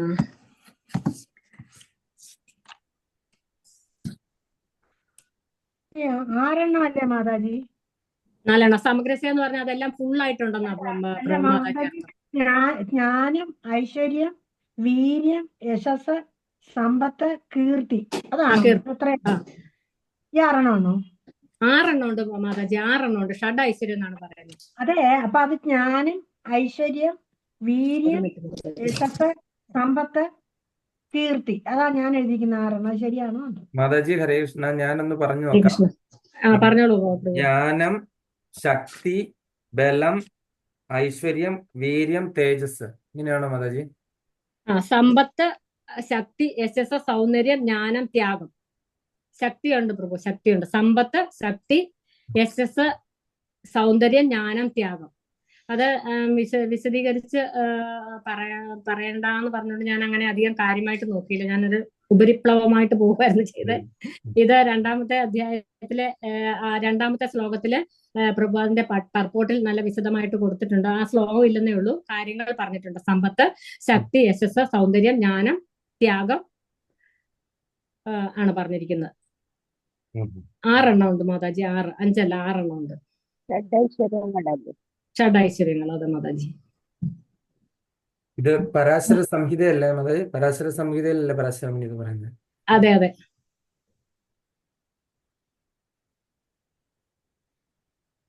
ഹരേ കൃഷ്ണൻ, ഇനി ആർക്കെങ്കിലും എന്തെങ്കിലും സംശയമുണ്ടോ? ഹരേ കൃഷ്ണ പ്രഭുജി. സമഗ്രസ്യയിലല്ലേ സമ്പത്തും കീർത്തിയും ത്യാഗവും വരുന്നത്? സമഗ്രസ്യ എന്ന് പറയുന്നതാണോ? അത് ഒന്നു ചേരുന്നു എന്നല്ലേ, പൂർണ്ണമായിട്ടുള്ളതെന്നല്ലേ ഒന്ന് സമഗ്രസ്യ? ചേരുന്നതല്ലേ? സമഗ്രസ്യയിലല്ലേ സമ്പത്തും കീർത്തിയും ത്യാഗവും വരുന്നത്? അല്ലാതെ ജ്ഞാനം, ഐശ്വര്യം, വീരശ്, യജസ്. അപ്പോഴ് സമഗ്രസ്യം കൂടെ ആവുമ്പോൾ 6 വരും. ആ സമഗ്രസ്യയിലല്ലേ സമ്പത്തും കീർത്തിയും ത്യാഗവും വരുന്നത്? അല്ല മാതാജി, സമഗ്രസ്യ എന്ന് ഇല്ല. പറഞ്ഞ ഫുൾ എന്നുള്ള അർത്ഥമാണ്. ഫുള്ള് മൊത്തമായിട്ടുള്ള. ആ അപ്പൊ അത് കറക്റ്റ് ആയി. ഐശ്വര്യവും ശ്രീയും രണ്ടും ആ. ഇതായി വരും. ഐശ്വര്യസ്യ, പിന്നെ ശക്തി, ക്ഷീയ, ജ്ഞാന, വൈരാഗ്യം, ശ്രീ, സൗന്ദര്യം, സൗന്ദര്യം. സൗന്ദര്യം. സൗന്ദര്യം. ഭഗവാൻ ഇതെല്ലാം പൂർണ്ണമായിട്ടുണ്ട്. ഹരേ കൃഷ്ണ പ്രഭു. ആ ഒരു ശ്ലോകം ഇങ്ങനെയാണ് ഞാൻ എഴുതി വെച്ചിരുന്നത്. ഐശ്വര്യ സമഗ്രസ്യ ഉം. വീര്യസ്യ യശശ്രിയ ജ്ഞാന വൈരാഗ്യോ ചൈവ ഷണ്ണാം. ഷണ്ണാം വെച്ചാൽ 6. ഭഗ ഇതീരത, ഇതീരണ എന്നാണ് ഇങ്ങനെ ഒരു ശ്ലോകത്തിൽ പറഞ്ഞു കേട്ടപ്പോ ഇങ്ങനെ എഴുതിയിരിക്കുന്നു. ഇത് പരാശര മുനി വിഷ്ണു പുരാണത്തിൽ ഭഗവാന്റെ ഐശ്വര്യങ്ങളെ കുറിച്ച് പറഞ്ഞു വന്നിരിക്കുന്നതാണെന്നും പറഞ്ഞ് ഒരു ടോക്കിന്ന് എഴുതി വെച്ചതാ. പരാശരമുനി വിഷ്ണു പുരാണം ഹരി വേദവ്യാസ മഹർഷിയല്ലേ എഴുതിയത്? 18 പുരാണങ്ങളും. അല്ല, പരാശര മുനി വിഷ്ണു പുരാണത്തിൽ പറഞ്ഞതാണെന്ന് പറഞ്ഞ് ഒരു ടോക്കില് കേട്ടതാണ്. ഐശ്വര്യസ്യ സമഗ്രസ്യ വീര്യസ്യ യശശ്രിയ ജ്ഞാന വൈരാഗ്യോ ശൈവ ഷണ്ണാം ഭഗ ഇതീരണ ഉം. എന്നാണ് അന്ന് പറഞ്ഞു തന്നത്. ഇങ്ങനെയാണെന്ന് തോന്നി. ഞാനും സ്വന്തമായിട്ട് ഉണ്ടാക്കിയതല്ല, ഞാനും ഓരോ ടോക്കിൽ കേട്ടത് തന്നെയാണിത്. ഇപ്പം ചന്നം ഭഗാന്ന് ഞാൻ കേട്ടത്. ചിലപ്പോ മാതാജി പറഞ്ഞായിരിക്കും ശരി, എനിക്കറിയില്ല ശരിക്കും. ആധികാരികമായിട്ട് അതല്ല, അടുത്ത ക്ലാസ്സില് അല്ല. നമുക്ക് നോക്കിയിട്ട് ആ പറയാം. ഒന്ന് നോക്കിയിട്ട് പറഞ്ഞാൽ അത് മതി. നോക്കിയിട്ട് ഷണ്ണാന്ന് വെച്ചാൽ 6 എന്നുള്ള, പറഞ്ഞോളൂ. ഷണ്ണാന്ന് വെച്ചാൽ 6 എന്നുള്ള ഭഗ, പിന്നെ ഈ ഭഗവാന്റെ ഭഗകള്. ഭഗവാന്റെ, അതെ അതെ. ആ അതെ, ഭഗ എന്ന് ഭഗ എന്ന് വെച്ചാൽ ഈ പറഞ്ഞ 6 ഭഗ എന്ന് പറഞ്ഞ ഐശ്വര്യങ്ങൾ. ഐശ്വര്യങ്ങൾ എന്നാണ് അർത്ഥം. ഭഗ എന്ന് പറഞ്ഞ 6 ഭഗ ഐശ്വര്യം. അങ്ങനെ കേട്ടോ. വാൻ എന്ന് പറഞ്ഞാൽ നിറച്ച്, നിറയുള്ള. ഭഗ വാൻ എന്നുള്ള രണ്ടായിട്ട്, ഭഗ വാൻ, അങ്ങനെ ഐശ്വര്യങ്ങളെല്ലാം നിറയുള്ളതാണ് ഭഗവാൻ. ആ അർത്ഥം. കൃത്യമായിട്ട് ആ ഒരു ഇത് നോക്കിയിട്ട് അടുത്ത ക്ലാസ്സിലേക്ക് ക്ലാരിഫിക്കേഷൻ തരണേ. അടുത്ത ആഴ്ച മാതാജി ഒന്ന് നോക്കി വെച്ച് പറഞ്ഞു. എനിക്ക് ബുക്കൊന്നും ഇല്ല, ഞാനിങ്ങനെ കേട്ടത് അല്ല, ഇനി അതുപോലെ എഴുതി പ്രഭു വെച്ചതാണ്. അപ്പൊ നോക്കിയിട്ട് അതിനകത്ത് പറയും. ഇങ്ങനെയാണ്. അല്ല, പ്രഭു നോക്കിയിട്ട് വരാനായിട്ട് ഞാൻ അടുത്ത ആഴ്ചയിൽ ഞാൻ നാട്ടിൽ പോകാനായിട്ട് ഇരിക്കുകയാണ്. അടുത്ത വ്യാഴാഴ്ച വൈകുന്നേരം. അപ്പം ആനുവൽ ലീവിന്, പക്ഷെ എന്റെ ലീവ് ഓൺ ഹോൾഡ് ആയിട്ട് ഇരിക്കുകയാണ്. അവര് എല്ലാം അപ്രൂവൽ ആക്കി ടിക്കറ്റും ബുക്ക് ചെയ്ത് കഴിഞ്ഞപ്പോഴത്തേനും അവര് പുട്ട് ഓൺ ഹോൾഡ് ഇട്ടു. പ്രോജക്റ്റിന്റെ ക്രിട്ടിക്കൽ സ്റ്റേജ് ആണെന്ന് പറഞ്ഞിട്ട്. അത് കാരണം ഇങ്ങനെ ഒരു വല്ലാത്ത പരിസ്ഥിതി നിൽക്കുകയാണ്. നിങ്ങളെല്ലാവരും ഒന്ന് പ്രാർത്ഥിക്കണം. ടിക്കറ്റ് എന്ന് പറഞ്ഞാൽ ക്യാൻസൽ ചെയ്താൽ 10 പൈസ കിട്ടുകയില്ലാത്ത രീതിയിലുള്ള ടിക്കറ്റൊക്കെയാണ്. അപ്പൊ അതുകൊണ്ട് എല്ലാവരും ഒന്ന് പ്രാർത്ഥിക്കണം. അപ്പൊ അത് അടുത്ത ആഴ്ചയിൽ എനിക്ക് ക്ലാസ് എടുക്കാൻ പറ്റുമെന്ന് അറിയത്തില്ല. ചിലപ്പം ഞാൻ ആരെ കൊണ്ട്, ചിലപ്പം മാതാജി തന്നെ ആയിരിക്കും എടുക്കുന്നത്, മാതാജിക്ക് സമയമുണ്ടെങ്കിൽ എന്ന് വിചാരിക്കുന്നു. കാര്യം എനിക്ക് അഡ്മിൻ ആകാനും പറ്റില്ല, മാതാജി തന്നെ ലിങ്ക് ഉണ്ടാക്കേണ്ടി വരും. മാതാജിക്ക് ഒരു സൂം ഒക്കെ ഉണ്ടല്ലോ അല്ലേ? ഞാൻ സൂം അല്ല പ്രഭു, ഞാൻ ഇതിലാ എടുക്കുന്നത്. ടീംസിലായിരിക്കും. എനിക്ക് സൂമിലല്ല, ഞാൻ ക്ലാസ് ഒക്കെ എടുക്കുന്നത് പിന്നെ എന്തിലാണ്, ഗൂഗിൾ മീറ്റിലാണ്. ഗൂഗിൾ മീറ്റിലാണോ? അപ്പൊ അങ്ങനെയാണെങ്കിൽ ഗൂഗിൾ മീറ്റിന്റെ ലിങ്ക് അത് റെക്കോർഡ് ചെയ്യാൻ പറ്റില്ല അല്ലേ? ഗൂഗിൾ മീറ്റ് റെക്കോർഡ് ചെയ്യാൻ പറ്റില്ല. ഓക്കെ. അപ്പൊ എന്നാലും എനിക്ക് അറിയത്തില്ല, ചിലപ്പോ ഞാൻ അങ്ങോട്ടേക്ക് ചെല്ലുന്ന ഇതാണ് ബോംബെ വഴിയൊക്കെ കറങ്ങിയുള്ള ഫ്ലൈറ്റ് ആണ്. ഭയങ്കര പ്രൈസ് ഒക്കെ കൂടിയ ഫ്ലൈറ്റ് ആണ്. കാര്യം ഭയങ്കര ക്രിസ്മസ് ന്യൂ ഇയർ വെക്കേഷൻ ആയതുകൊണ്ട് ഫ്ലൈറ്റ് എല്ലാം 5 ടൈംസോളം പ്രൈസ് ആക്കിയിരിക്കുകയാണ്. പിന്നെ എന്ത് ചെയ്യാനാണ് അറിയില്ല. അങ്ങനെയാണെന്നെല്ലാം ഭഗവാന്റെ കൈകളിലാണ് ഇരിക്കുന്നത്. അപ്പോൾ ഞാൻ അവിടെ ചെല്ലുമ്പോൾ തന്നെ വൈകുന്നേരം ആകും തോന്നുന്നു. ഏകദേശം ഒരു ട്രാവലിംഗ് ടൈം 4 മണിക്കൂർ കൊണ്ട് എത്തേണ്ടത് 12 മണിക്കൂർ ആകും. അത് കഴിഞ്ഞ് പിന്നെ അവിടെ നിന്ന് അങ്ങോട്ടേക്കുള്ള യാത്ര വീട്ടിലേക്കുള്ള 2-2.5 മണിക്കൂർ എടുക്കും. അപ്പൊ അതുകൊണ്ട് എനിക്ക് അറിയത്തില്ല മാതാജി എങ്ങനെയാ ക്ലാസ്സിൽ കയറാൻ പറ്റൂല. എന്നാലും ഞാൻ ചിലപ്പം ലിസണറായിട്ട് കാണും, പക്ഷെ എടുക്കേണ്ടി വരുമെന്ന് തോന്നുന്നു. മാതാജി അല്ലെങ്കിൽ മാതാജിക്ക് എന്തെങ്കിലും അസൗകര്യം ഉണ്ടെങ്കിൽ നമുക്ക് നേരെ വേറെ ഞാൻ ആരെങ്കിലും. അറിയിക്കാം, ഞാൻ അറിയിക്കാം. ഉം.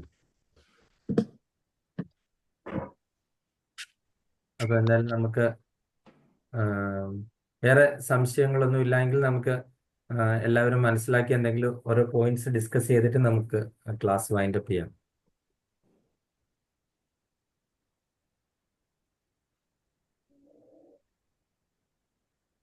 അല്ലേ മാതാജി പറഞ്ഞോ ആദ്യമേ? എന്താ മാതാജി?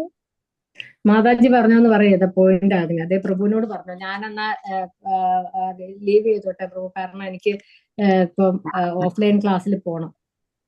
അതെ അല്ലേ? മാതാജി മറ്റേ ഭഗവത്ഗീത ഉണ്ടല്ലേ? ആ അതിന് പോണം. അപ്പൊ അതിന് ആരതി ചെയ്തിട്ട് വേണം പോകാനായിട്ട്. അപ്പൊ ആരതി ചെയ്യണം. റെഡി. ഹരേ കൃഷ്ണൻ, ഞാനൊരു പോയിന്റ് പറഞ്ഞേക്കാം. അതായത് നമ്മള് ഇത് സാഖ്യയോഗമാണല്ലേ, ഗീതാവിഷയ അതെ. അപ്പൊ അത് ആത്മാവിന്റെ ശാസ്ത്രം എന്ന് പറഞ്ഞാൽ ആത്മാവിനെ പറ്റിയുള്ള കാര്യങ്ങളാണ് അതിനകത്ത് പറയുന്നത്. നമ്മൾ ആത്മാവിനെ, ജീവാത്മാവായ നമ്മള് ആത്മാവിനെ എങ്ങനെ, യോഗം എന്ന് പറയാൻ ചേർത്ത് വെക്കുക, ഭഗവാനോട് എങ്ങനെ ചേർത്ത് വെക്കാം എന്ന് കാണിക്കുന്ന ഒരു ഭാഗമാണിത്. അപ്പൊ സാഖ്യയോഗം, അതായത് നമ്മള് ജീവാത്മാവും പരമാത്മാവും അങ്ങനെ രണ്ടായിട്ടുള്ള കാര്യം. സംഖ്യ എന്ന് പറഞ്ഞ രണ്ടാണ്.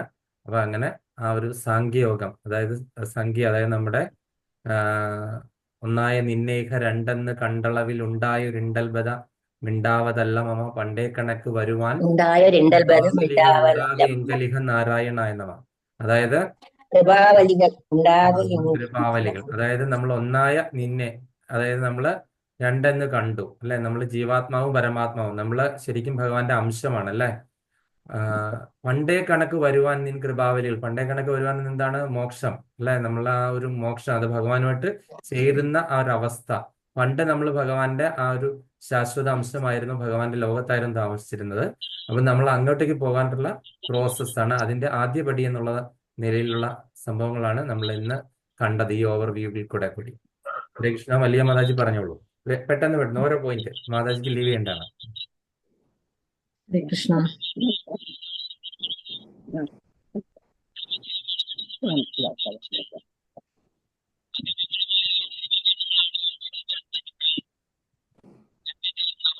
കേൾക്കാൻ പറ്റുന്നില്ല. ജ്ഞാനാംബിക മാതാജി.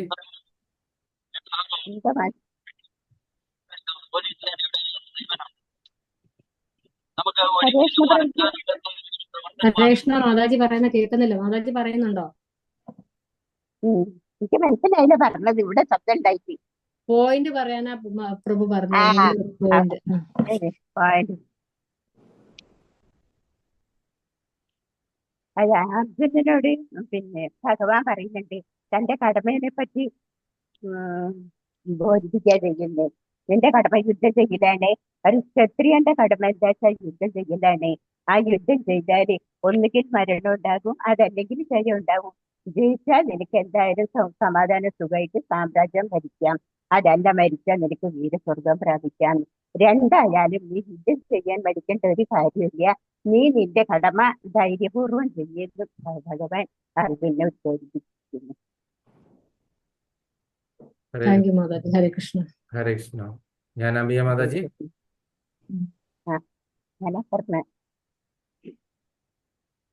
നമ്മൾ നമ്മുടെ സ്വധർമ്മങ്ങൾ ചെയ്യണം. സ്വധർമ്മങ്ങള് ഭഗവാനിൽ അർപ്പിച്ച് ചെയ്യണം. സ്വധർമ്മങ്ങൾ ചെയ്തില്ലെങ്കിൽ അത് പാപമാണ്. പിന്നെ ഇപ്പം അർജുനനെ സംബന്ധിച്ച് അർജുനൻ പിന്നെ യുദ്ധം ചെയ്യാതെ അനുകമ്പ കൊണ്ടും ഒക്കെ യുദ്ധം ചെയ്യാതിരിക്കുകയാണ്. അപ്പൊ അത് പാടില്ല. അദ്ദേഹത്തിന്റെ ക്ഷത്രിയൻ എന്നുള്ള നിലയ്ക്ക് അദ്ദേഹത്തിന്റെ സ്വധർമ്മം യുദ്ധമാണ്. യുദ്ധത്തിൽ മരിച്ചു കഴിഞ്ഞാല് വീരസ്വർഗം കിട്ടും. യുദ്ധത്തിൽ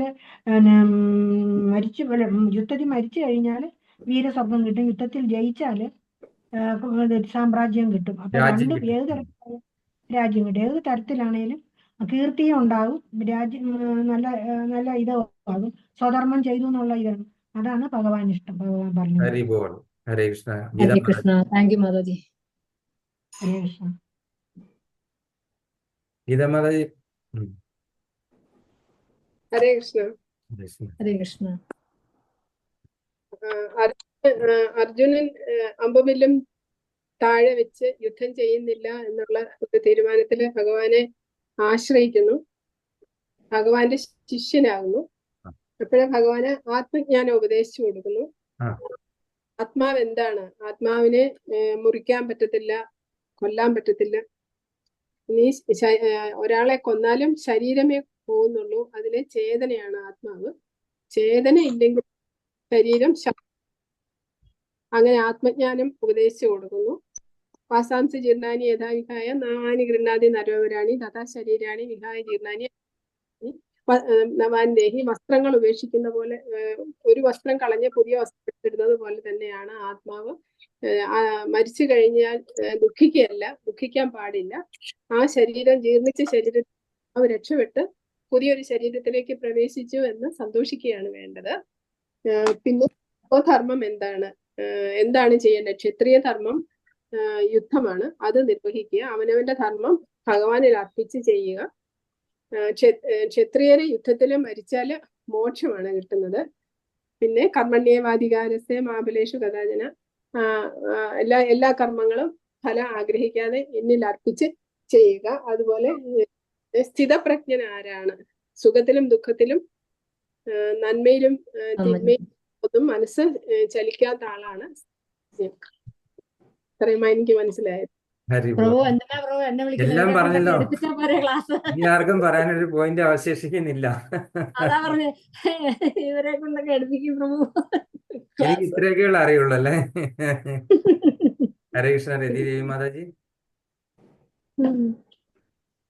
മാതാജി ഓൺ ആക്കൂ. അൺമ്യൂട്ട് ചെയ്യും മാതാജി. ഹരേ കൃഷ്ണ. ഞാൻ എല്ലാം ഒന്നും കേട്ടില്ല, എന്നാലും കേട്ടതെന്ന് പറയാം.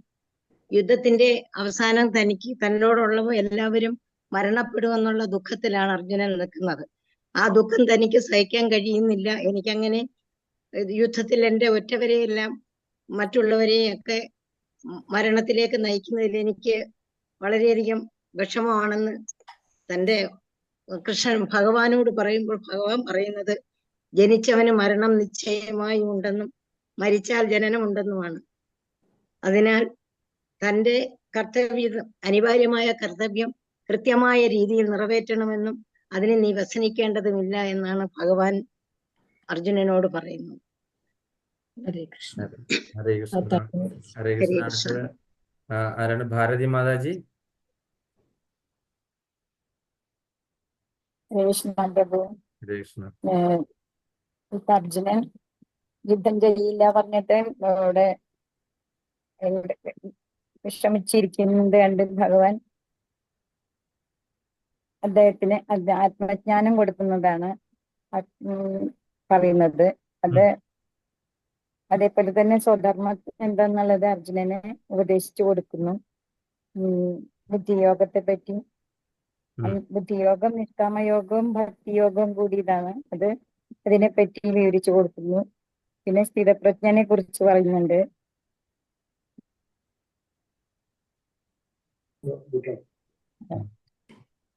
പിന്നെ ഭഗവാന്റെ 6 ഐശ്വര്യങ്ങളെയും കുറിച്ച് പറയുന്നു. പരാശര മഹർഷി പറയുന്നത് അതേ മനസ്സിന്റെ മാലിന്യങ്ങളെല്ലാം എവിടെ നിന്ന് വന്നു എന്ന് വീണ്ടും ഭഗവാൻ ചോദിക്കുന്നുണ്ട്. അതിനെ കുറിച്ച് പറയുന്നുണ്ട്.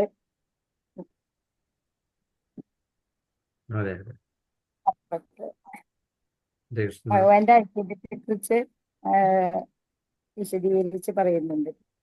കൃഷ്ണ. കൃഷ്ണ. മാതാജിക്ക് ലീവ് ചെയ്യാൻ സമയമെങ്കിൽ ലീവ് ചെയ്തോളൂ. കറക്റ്റ് 5:32 മാതാജി ലീവ് ചെയ്തോളൂ. ഞാനൊരു 5 മിനിറ്റ് കൂടെ കഴിഞ്ഞ് നിർത്തിക്കൊള്ളാം. ഹരേ കൃഷ്ണ പ്രഭു. ഹരേ കൃഷ്ണ. അനന്തകോടി വൈഷ്ണവന്തി കീ ജയ, അനന്തകോടി ആചാര്യവന്തി കീ ജയ. ഗർ ബ്രഹ്മാനന്ദേ ഹരി ഹരി ബോൾ. ഹരേ കൃഷ്ണ. താങ്ക് യു മാതാജി, ഇത്രയും നേരം വന്ന് ഞങ്ങൾക്ക് ഇത്രയും ഒരു നെക്ടർ സമ്മാനിച്ചതിന്. ഹരി ബോൾ. താങ്ക് യു പ്രഭു, എന്നെ വിളിച്ചതിനും എല്ലാവരും എന്നോട് സഹകരിച്ച് ഇവിടെ കേട്ടിരുന്നതിനും മാതാജിമാർക്കും പ്രഭുവിനും എൻ്റെ ഹരേ അച്ഛനും കൃഷ്ണ മാതാജി. ഹരേ എന്റെ കൃഷ്ണ. അച്ഛനുണ്ട്. അച്ഛനെ ഹരേ അച്ഛനെ മനസ്സിലായി. കൃഷ്ണ. എല്ലാവർക്കും താങ്ക്സ്. ഹരേ കൃഷ്ണ. ഹരേ ഹരേ കൃഷ്ണ ഹരേ കൃഷ്ണ. ഹരേ കൃഷ്ണ. ഹരേ കൃഷ്ണ. ഹരേ കൃഷ്ണ.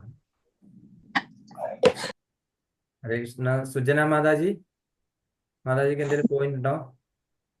എല്ലാരും എല്ലാം പറഞ്ഞു. എന്നാലും മധു എന്ന രാക്ഷസനെ വധിച്ചത് കൊണ്ടാണ് മധുസൂദനൻ എന്ന പേര് ഭഗവാൻ കിട്ടിയത്. അതെ, ആറ് ഐശ്വര്യങ്ങളും നിറഞ്ഞ ആളാണ് പൂർണ്ണമായിട്ടുള്ള ആളാണ് ഭഗവാൻ എന്നുള്ള പേരിന് അർഹനായ ഏതൊരു വ്യക്തിയാണെങ്കിലും ആ വ്യക്തിക്ക് എന്താണ് 6 ഐശ്വര്യങ്ങളും പൂർണ്ണമായിട്ട് ഉണ്ടായിരിക്കണം. അങ്ങനെയുള്ള ഒരു വ്യക്തിക്ക് ഭഗവാൻ എന്നുള്ള പേര് പറയാൻ അർഹനായിട്ടുള്ളൂ. അതിന് ഏക അർഹനായിട്ടുള്ള ആള് സാക്ഷാൽ ശ്രീകൃഷ്ണ ഭഗവാനാണ്, അല്ലെ? 6 ഐശ്വര്യങ്ങളും അതുപോലെ തന്നെ 64 ഗുണങ്ങളും 64 ഗുണങ്ങളും പൂർണ്ണമായിട്ട് ഉണ്ട് ഭഗവാൻ, അല്ലെ? അതിലെ ആ 4 ഗുണങ്ങൾ ഭഗവാന് മാത്രമായിട്ടുള്ള 4 ഗുണങ്ങളുണ്ട്. ആർക്കാണ് അത് പറയാൻ പറ്റുന്നത്? 4 ഗുണങ്ങൾ ശ്രീകൃഷ്ണ ഭഗവാന് മാത്രമായിട്ടുണ്ട്.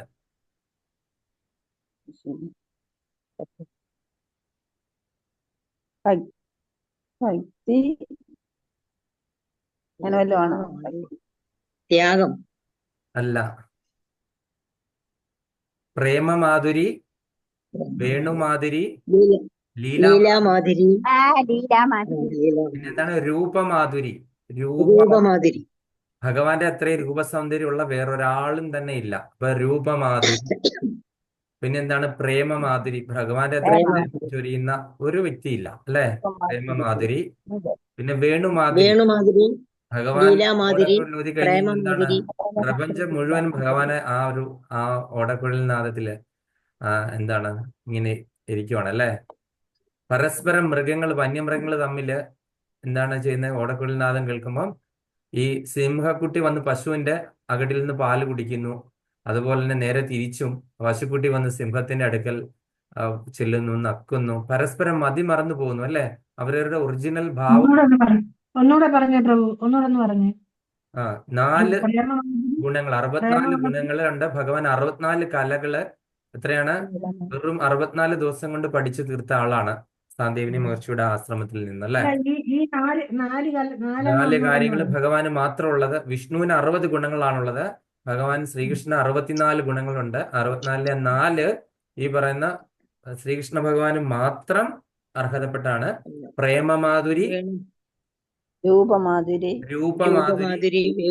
വേണുമാധുരി, ലീലാമാധുരി. ഭഗവാന്റെ അടുക്കൽ നമുക്ക് ലീല എന്ന് പറഞ്ഞ വാക്ക് കേട്ടിട്ടുണ്ടോ? ഗോവർദ്ധന ലീല, കാളിയവർദ്ധന ലീല, ദാമോദര ലീല, ഗോപി വസ്ത്രാപഹരണ ലീല, ദാമോദര ലീല. ആരെങ്കിലും കേട്ടിട്ടുണ്ടോ? രാസലീല. ഏതെങ്കിലും ഒരു ഭഗവാന്റെ പേരുമായിട്ട് ബന്ധപ്പെടുത്തി കേട്ടിട്ടുണ്ടോ? ഇല്ല. അപ്പം ഭഗവാൻ എന്താണ് ഈ പറയുന്ന 4 ഗുണങ്ങളിലും എന്താണ് ഭഗവാന് മാത്രമായിട്ടുള്ള 4 ഗുണങ്ങളാണ്. അതുപോലെ നമ്മൾ വേറൊരു കാര്യം കേട്ടിട്ടുണ്ട്. ഭഗവാനും ഈ പറയുന്ന പോലെ ബലരാമ ഭഗവാൻ ഈ 64 ഗുണങ്ങളും ഉണ്ട്. പക്ഷെ ഭഗവാനും ബലരാമനും തമ്മിൽ 2 വ്യത്യാസമുണ്ട്, ചെറിയ വ്യത്യാസം. ആ വ്യത്യാസം എന്തൊക്കെയാണെന്ന് പറയാമോ? നിറത്തിലും നിറത്തിലും ഭാവത്തിലും, അല്ലെ? ഭഗവാൻ എന്താണ്? എൻജോയർ അല്ലേ? എല്ലാം സ്വീകരിക്കുന്ന ആളല്ലേ? സ്വീകർത്താവാണ്, അല്ലെ? ഈ നമ്മുടെ കൊടുക്കുന്ന ഭോക്താരാം യജ്ഞതപസ, എല്ലാം ഭോക്താവാണ് ഭഗവാൻ. മറ്റേതെല്ലാരും എല്ലാം കൊടുക്കുന്ന ആളല്ലേ? നിവേദിക്കുന്ന ആള്. അപ്പൊ ബലരാമന്റെ ഭാവം ഒരാള് കൊടുക്കുന്നു, മറ്റൊരാള് സ്വീകരിക്കുന്നു, അല്ലെ? അതാണ് ആ വ്യത്യാസം. അങ്ങോട്ടേക്ക് കൊടുക്കുന്നു, മറ്റേ ആള് സ്വീകരിക്കുന്നു. ഇതാണ് വ്യത്യാസം സ്വീകരിക്കുന്നു. രണ്ടുപേരും നമ്മൾ നിറത്തിലും അതുപോലെ തന്നെ ഭാവത്തിലും. ഭാവത്തിലും വ്യത്യാസം. ഒരാള് മാസ്റ്റർ, മറ്റൊരാള് സേവകൻ.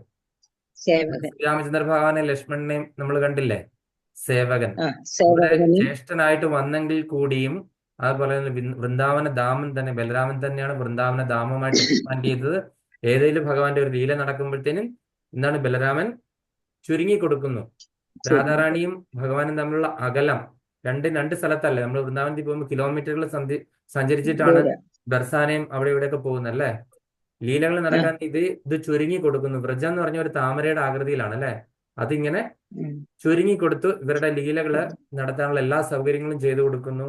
അതുപോലെ ഓടക്കുഴലായിട്ട്, കിരീടമായിട്ട്, ഭഗവാന്റെ വനമാലയായിട്ട്, ഭഗവാന്റെ ഉടയാടയായിട്ട്, ഭഗവാന്റെ പാദകങ്ങളായിട്ടൊക്കെ തന്നെ ബലരാമനാണ് എക്സ്പാൻഡ് ചെയ്യുന്നത്. അപ്പം സേവക ഭാവമാണ്, മറ്റൊരാള് മാസ്റ്ററും. ഓക്കെ, ഹരേ കൃഷ്ണ. ഹരേ കൃഷ്ണ. അപ്പം എനിക്കും വൃന്ദാവനത്തിലൊക്കെ പോകണമെന്നൊക്കെ ആഗ്രഹമുണ്ട്.